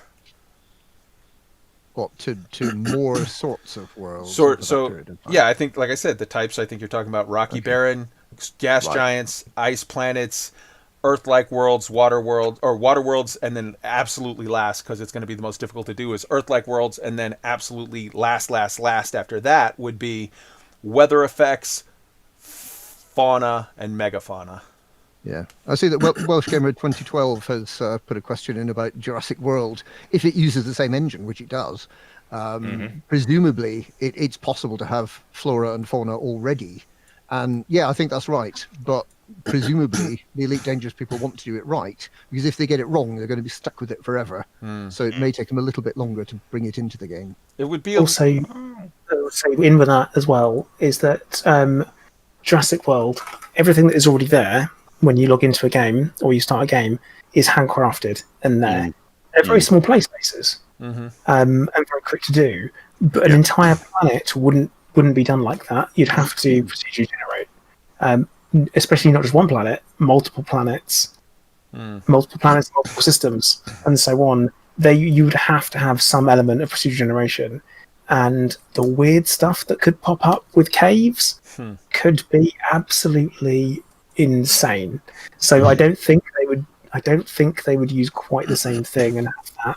They wouldn't necessarily put the overhang option in, because otherwise you end up with these weird waves of ground and things that look very strange. I just don't think that would be. I think if they're doing caves, the way they will do it is the same way as outposts are generated. Where, I mean, when they put an outpost on the surface, it's not just the buildings that are modeled. The whole terrain around the outpost is part of that structure as well.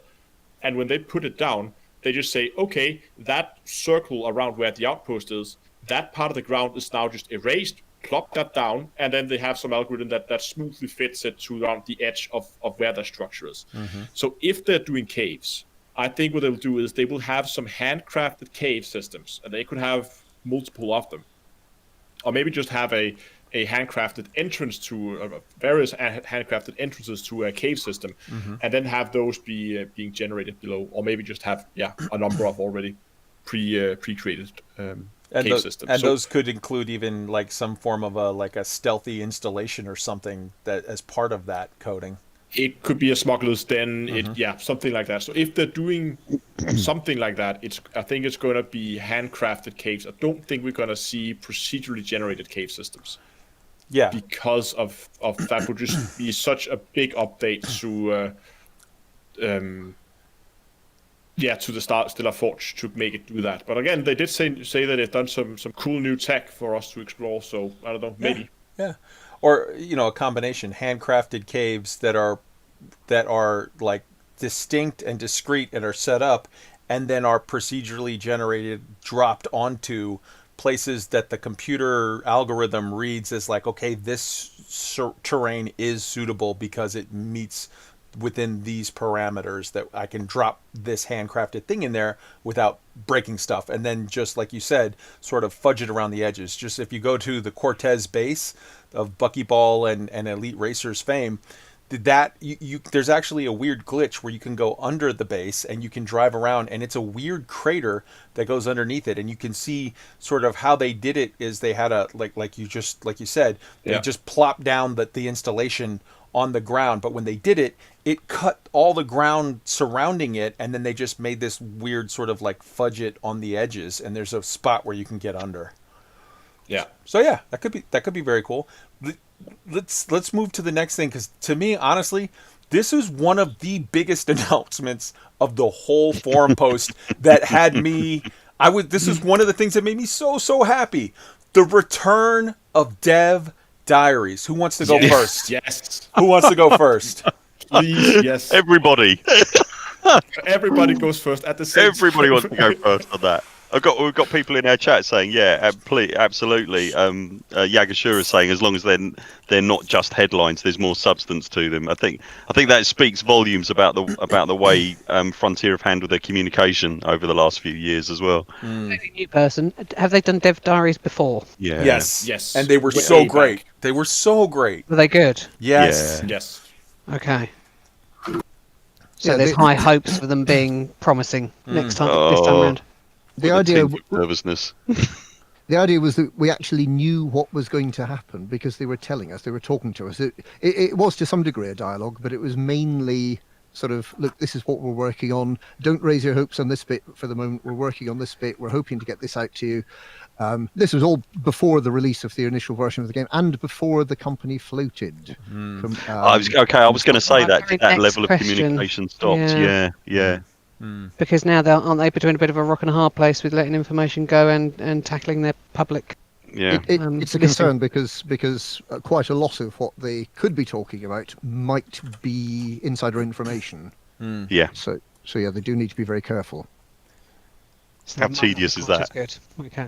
All right, but overall, people are really digging the idea of Dev Diaries. We have to question mark. We have to be hopeful, set our expectations, manage them. But hopefully that will be amazing. Let's look at. Okay, we kind of already discussed the whole how can we swap modes in VR. So let's skip that one. It's interesting if you look at why did the press kit include the 4 concept art pictures. You've got like a travel agency, you've got a bar scene, so like social, obviously some social gatherings. You've got, I don't understand exactly the idea of a travel agency, if that's good, if they're hinting at that's a thing that's coming where you can sort of just buy a ticket to somewhere and then fly a ship back. I don't know. They are interiors. That's an important thing. Yeah. This is the only idea, the only time we've been shown that there are interiors that we might be able to play in. Yeah. All right. Anybody else on that one before I'm sort of picking up the pace because I know we're pushing on time. No? Okay. No. Go ahead. No, I just said no. Oh, okay. With the confirmation that base building is not on the roadmap at this time, how does that change your perception of the idea of like stuff like the sales mechanic for fleet carriers? Because to me, I had thought that it was, player production was going to fill in that missing bit. But honestly, if you're removing that makes the whole sales mechanic I can't really excuse it now because it's like, they really need to look at that. Otherwise, there's just no point, right? Do you mean the player market on the? No, I mean the idea of selling ships and modules from your fleet carrier. Right. This comes down to the reading into stuff thing. It was never on the cards. Okay, but I'm saying if it was never on the cards, then it's sort of inexcusable that it works the way that it does. It doesn't work. I don't think anyone's excusing it. I don't think anyone has been since the start. Everyone's saying, "Well, you should be able to do it full modularity." And I think that's what everyone has always wanted. And I don't think, like I say, production was never on the cards. It was never mentioned anywhere. It was could this be a first step towards it? Kind of speculation. But honestly, I don't think it's. I don't think it's a thing. I don't think it will be a thing at the moment. Strikes me as a bit of a chocolate teapot at the moment. Yeah, it's just kind of like it remains the same as it was before with the perception towards the fleet carrier and selling stuff is that they should just give full modularity. Don't tell me that it's my fault if I'm not equipped properly and I go out there. That's on me. That's not. I don't need my handheld. Okay. That's it. That's okay. That's me. That's my fault. All right. So we basically have some things confirmed and not confirmed. Number 1, atmospheric landings. And then the question, is it though? I think it is. I don't think there's any way you can look at that as not being atmospheric landing. But they haven't explicitly stated it in words yet, so we're waiting to see on that. Yep. And go ahead. I was just going to say, has anybody got any thinking as why they haven't put that on? Why would you not? Why would you not say that if it's so strikingly obvious to everyone? I have. No weather. That's why. And people will be like, how can you have atmospheric landings with no weather? You listed it as a feature that it's got atmospheric landings. I think it's them not saying it directly because people will run with it like we always do and read too much into it. And we'll do that thing where we're like, cool, we're going to have thunderstorms, we're going to have hail, it's going to be amazing sandstorms. And it's like, actually, you're getting blue skies and you're getting dust effects. Yeah. So it's an atmosphere, but you can't, like, you couldn't expect Frontiers to do a full planet's weather system over and over again, could you? I think to answer your question, Ree, also I think it's more of a political, like a spokesperson who, when you're getting pestered with questions, there's things where like you just don't bring it up, because if you answer the first question, then they're going to push for the next question in the line and the next one after that and the next one after that. So I honestly think they will. They show, like, you can't see that and not see that it's an atmosphere, but they don't say anything because they're not at the point where they want to discuss that whole system mechanic and what does it mean and exactly which ones are in and which ones aren't and how long are we going to have to wait. That's stuff that they want to talk about later, so they didn't. Yeah. That's right. If it's not there, I'm quitting. That's all I'm saying. All right. So confirmed, legs, obviously. Not confirmed, hinted at, hoped for, but not yet confirmed is anything else as far as like mining on foot or doing trade on foot or different types of industry. Just basically the only thing that you can really say is confirmed. And even that wasn't explicitly confirmed, but the fact that every 100% of the people you see walking around are carrying guns, that kind of hints strongly at pew pew. So, unless that was really peculiar looking science equipment. We used only science with guns, didn't we? We had no scouts. Yep. Yeah. So it'll be Quentin, bring forth the telescope. So obviously, with a trigger. What we've just stated is, guns and equipment with obvious upgrades. Like that for sure is going to be, it's different. They weren't all carrying standard phaser pistol. They all had different guns. They all had different kit. They all had, and that tells you, there's going to be, and plus what they posted, there's going to be upgrade options. There's going to be whatever, and then also there's going to be a whole variety of, get your livery here for my pew pew is purple, mine is yellow, mine jetpack shoots out, fart noises, whatever, and it costs X amount of arcs to get your thing to do whatever. What they didn't confirm at all in any way, and it's been conspicuous, is walking in stations or on ships. They did say social hubs, but they didn't define what those social hubs are. So those social hubs could be an entirely new thing, and it could be that we never are walking around in a Coriolis, or it could be that we are going to be walking around it and they just haven't told us about it yet. Can I just leap in with a small point of accuracy that's got absolutely nothing to do with what you're talking about? Sure. Commander Karen has just pointed out in our chat that the statement regarding base building was that base building is not on the roadmap. Base building is not on the roadmap at this time. Well, quite an important distinction. That's true. It's not on the roadmap, but I would counter that by saying that statement was made at this time. For all we know, it could be added to the roadmap a week from now or a year from now. Like, well, I don't know that they said at this time. They didn't. No, directly quoted those words at this time. I don't think that was used in regards to base building. Fair point. All right, so we've got.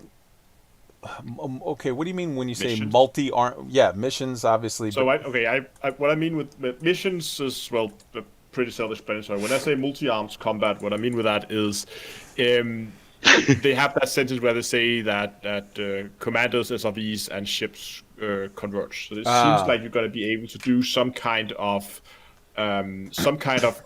combat or some kind of content at least.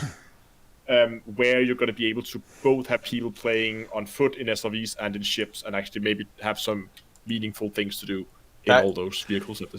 That makes way more sense. You're talking about an integrated assault. When literally, I was just looking at it like thinking, like, were you thinking there were just going to be one-armed men running around everywhere? As soon as I know what he's talking about, but as soon as I read that, I just see a commander with like 8 arms running around. It's like, Octo Commander confirmed. Grief. Which I'm well up for, by the way. You have to do missions for the Thargoids and then buy it with arcs that you get the multiple arms. All right. Buttons on the keyboard would you need to press to work 8 arms all at the same time? Many. And we've already addressed no base building that's in there, and we've already addressed the fact that it's unconfirmed that Plater is a genius. That's on the unconfirmed side of the thing. It's double confirmed. It's unconfirmed if I am confirmed Double as a unconfirmed. double confirmed. I don't know what that means. But as a genius, Fair. I'm going to say yeah, it's confirmed. Well, as we have already run over time, I definitely want to extend an opportunity for anyone that wants to jump in with a thought or something that they want to add to the discussion. But I'm also good with, if people want to sort of wrap it up or whatever. So this is just open talk. Anybody hop in with anything that you want to say on the subject. The one thing I think we haven't yet covered is how finances are going to work, because we now have people who have fleet, or who will have fleet carriers next week, and who are multi-billionaires. And once you get down to the planetary level, you're talking about buying weapons that are going to cost a few thousand credits. Everybody's going to be multi-billionaires. Sort of, they're going to build fleet carrier. They won't. Yeah, well, there is that, but they're going to need to use something other than credits to control progression on the ground, because otherwise everyone's going to be maxed out straight away. I submit to you that that's going to come in two forms. For the visual aspect, that's going to be arcs. If you want to have the cool looking gun that has the weird, yellow pulse strobe light on the side or whatever, that's going to be buy it with livery from arcs. If you talk about the actual gameplay aspect of it, I want a gun that shoots farther, I want a gun that does more damage, I want a gun that penetrates armor or whatever. That's going to be what the current resource is that rules the game, which is materials, engineering mats.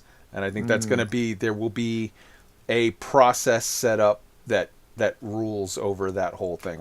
Will there be new engineering materials just absolutely for Odyssey? And new engineers. Now again, yeah, yes, absolutely. Yes. Now again, this is, as Plater has warned, this is all complete speculation because we have no direct confirmation of these as facts, but we have hints to it in the way that they worded their forum post with the announcement. We definitely have hints to that, so new sort of engineering game loops or new, and it might not be, there might be some people that are like, engineering, I hate it, that's the worst. Maybe it's a whole new way of doing engineering that you will like or won't like, or any possible spectrum in between. But I think that, yes, I think that the credits, what kind of shoes you have, what kind of jetpack you have, what kind of gun you have, you're absolutely right. When we're buying and selling massive capital ships, we're all billionaires, that's entirely irrelevant to say, like, okay, well, this gun costs 200 credits and that one costs 4,000 credits. Who cares? That's irrelevant. But like I said, arcs and engineering mats will dictate the look and functionality of the weapons that you're able to have access to, I think. I'm not sure they're going to add new engineering materials. They may, but I'm pretty sure they're going to add new engineers, at least, that are specialized in engineering guns. Here's why. And equipment. Here's why I think maybe new engineering materials, because you want to incentivize people to do the new leggy bits, and I think that the engineering materials that they're going to add are going to be ones that require the leggy bits. They're going to require you to get, like, land on a planet and then drive around with your SRV to search the area, and then get out and use your little wristcom to locate within a 2-foot square area exactly where it is, and then some mini game where you try to extract the crystal out of a rock without breaking it. And also looting the bodies of Plater's hapless victims as well. They will all be crushed beneath my boot. Wow. Question. Just back on probably ship interiors. It's probably relative to. Why does everybody think that during the 24-hour live stream, Frontier put out that other screenshot? Oh yes, the Mamba's engineering section, or the inside of a ship section that we still haven't worked out what that is. Is there any sort of further thoughts on why they put that out and what that's actually going to turn into? Because there must be a reason they put that on the 24-hour live stream. I don't know what picture you're talking about. So there was an Hang on.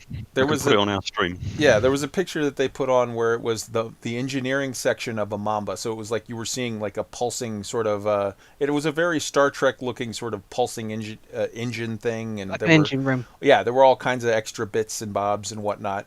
And yeah, a lot of people were like, "Hey man, this really makes us feel like this is coming." They're being cheeky, they're giving a little hint.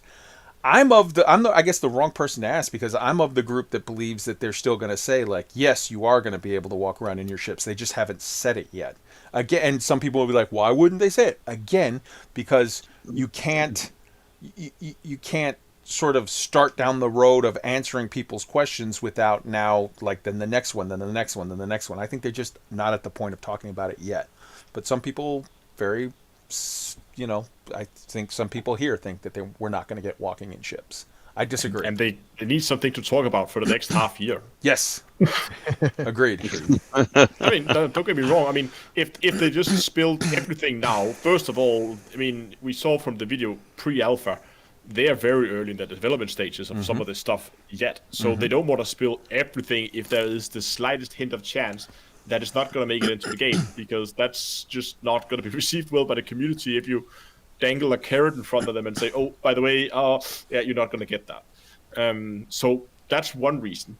And then, yeah, again, I don't think you should underestimate the value of being able to trickle out information slowly to kind of keep the attention and yeah, hype train running. Hate that phrase, but yeah, you get my point. Anybody else got a question they want to address? I think we pretty much hit most of the stuff. I'm just really hoping Frontier don't get it wrong. I think that's a standard. I think you can probably say that for everything they're going to release in the next decade. It's just always that, like, I feel like whenever we get new details, the releases never go 100% smoothly. And then we're kind of left like, oh no, they've done it again. But at the same time, I hope they get it right. And I'm hoping there is also a beta where we get to try it and we can fix and point out anything they haven't come up with. Like, did you know when you press up against a wall and roll forward, you can just slip straight through it? Did you not know that? Well, why would you do that? Like, because we're players and it's what we do. You know, just so they can find stuff like that. You know, it's it'd be good that would happen, and we can help with that. So I do hope there's a beta. That's my main point. And it would be lovely. I think if our experience has shown us anything, it's two things. One, you're absolutely right. If they put a beta in there, we will tell them certain things like, oh, by the way, we can use this wing bonus to just print our own money with fleet carriers, and that'll help them to close those loops before they hit and break things irreparably. But also, number two, if our experience as human beings tells us anything, it's going to be over the next several months. There's going to be multiple experiences like we had on Wednesday and Thursday, where they drop a bit of information on Wednesday and everyone says, this is the greatest thing of all time. This is 100% perfect. Nothing could possibly be wrong. And that we ride that roller coaster of emotion up. And then we get some facts dropped the very next day on Thursday, which then immediately, this is absolutely crap. I hate it. I'm not buying. I want to. And it's like people just subject themselves to that roller coaster in such a bizarre way where it's like, everyone, chill out, be cautiously optimistic, relax, wait and see what they actually say. And when you have all of the facts and they launch, then you're able to say, I'm buying this or I'm not buying this. Until then, all you're saying is, I don't have all the information and I want to rush to judgment.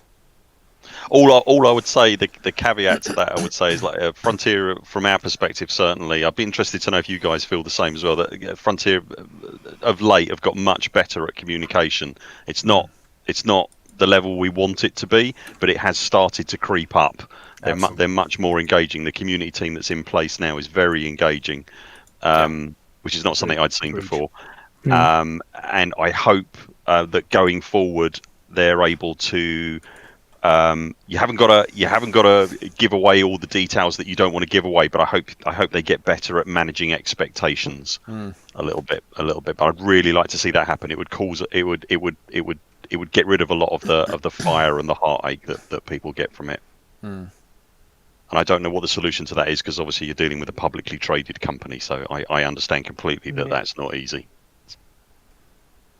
I mean, you can still give out information in a publicly traded company so long as you do it with an official disclaimer that has, like they can let out information. They just have to do it in the right way. They can't release it to some people before others, or this, that, and the other. I mean, not without sort of embargoes and proper handling is all I mean. Okay. All right, guys. Well, any last thoughts by anybody before we wrap this up? Hopes and dreams. Thoughts and prayers. Yeah, exactly. I think we could do a quick round if everybody had like one thing that could be something that has been not announced, or something that maybe even they had announced to say they wouldn't, that you would really like to see in Odyssey. Like, what would that be? Personally, mining. I want to have a 3,000 plus pickaxe, whatever that they look like, and run around and smash rocks to bits and sell them for profit. Awesome. That'd be cool. Burrs, what's your hopes and dreams? We'll give you each of you, because Marini, I want to hear hers too. Do you want me to go first? I personally would like to see Horizons players and Odyssey players flying together on low atmospheric worlds. Lovely. Marini? For me, nothing that exciting. I just want to have more than. I don't like shooting. I don't like Camera. Camera. I want there to be a lot more gameplay, that I can go around some interesting gameplay with scanners or things and filming and stuff that doesn't involve shooting a gun. I hope there's a lot more immersive gameplay that I can get involved in that doesn't. I'd like to put my name on that one as well. All right. That's my one. Plater. I just want to see information steadily delivered leading up to the release, a beta, and then a polished product being delivered. Oh, you're being. So I'm not asking for much. You're being absolutely ridiculous. That's not possible. So. Wotherspoon, your hopes and dreams. What amazingly sensible choices you all have. I want more SOV types, and especially hover bikes. And I want to go very fast on them. Oh my god, I hope they do hover bikes so that we can all go running to Uncle Wotherspoon.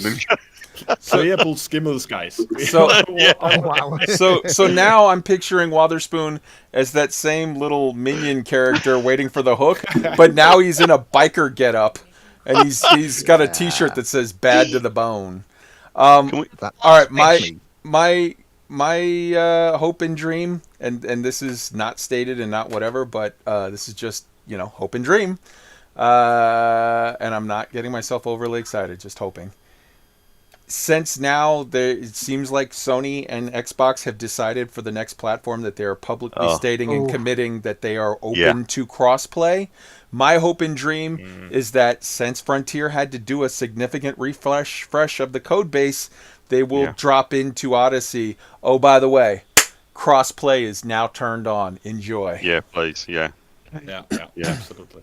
Also, my last wish, just very, very quickly, is please don't let it be delayed for 2 years like Fleet Carriers was. Could it please come out in spring 2021? Stop laughing! and also, can we now all agree, just while we're all together, that the hover bikes are now called Wother bikes? Job done. Oh, yeah. Clearly. Yeah, bad to the bone. Clearly. All right, guys, Burr, Rini, Down to Earth Astronomy, Plater, Wotherspoon, Chig, who was with us for earlier, and Alec Turner, and also Dunkelor, who's been helping out with posting stuff in the chat. I love you all. Thank you so much for joining us, and I hope you guys had a good stream, and we look forward to more information coming on Odyssey. And next week, get your fleet carriers, do stuff, and see what happens. Thanks, guys. Bye. Thanks, everyone. Thank you. Right.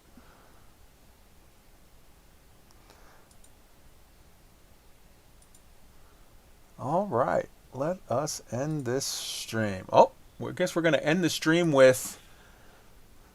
I guess we're going to end the stream with me in combat. Let's do that.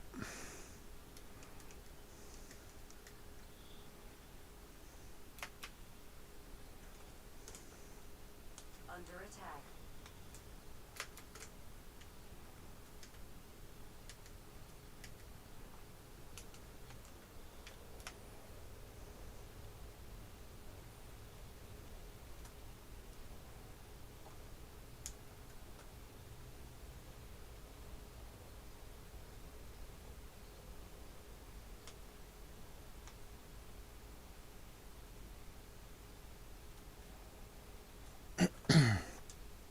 We're just going to kill this guy, and then this anaconda that's attacking my little python will kill him, and then go turn this in, and I'll kill the stream. In the meantime, that was a great get-together. That was a great little talk. It was very undirected. It was last minute. The agenda was sort of a little bit hastily put together, but it was just more of a free-form talk.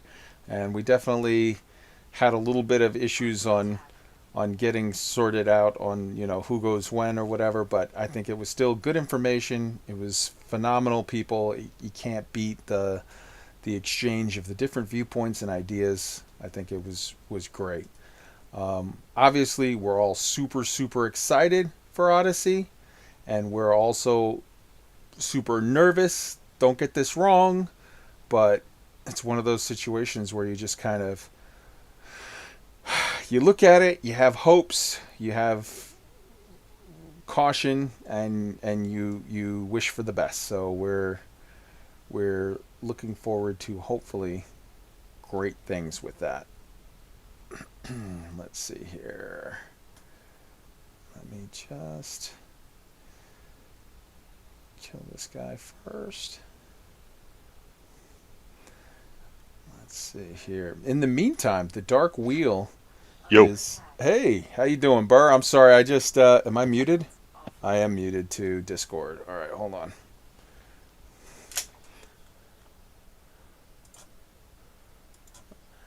Hello. Oh, and Burr left. I literally unmuted just after he left. Oh, well. Let's see. Let's kill this conda.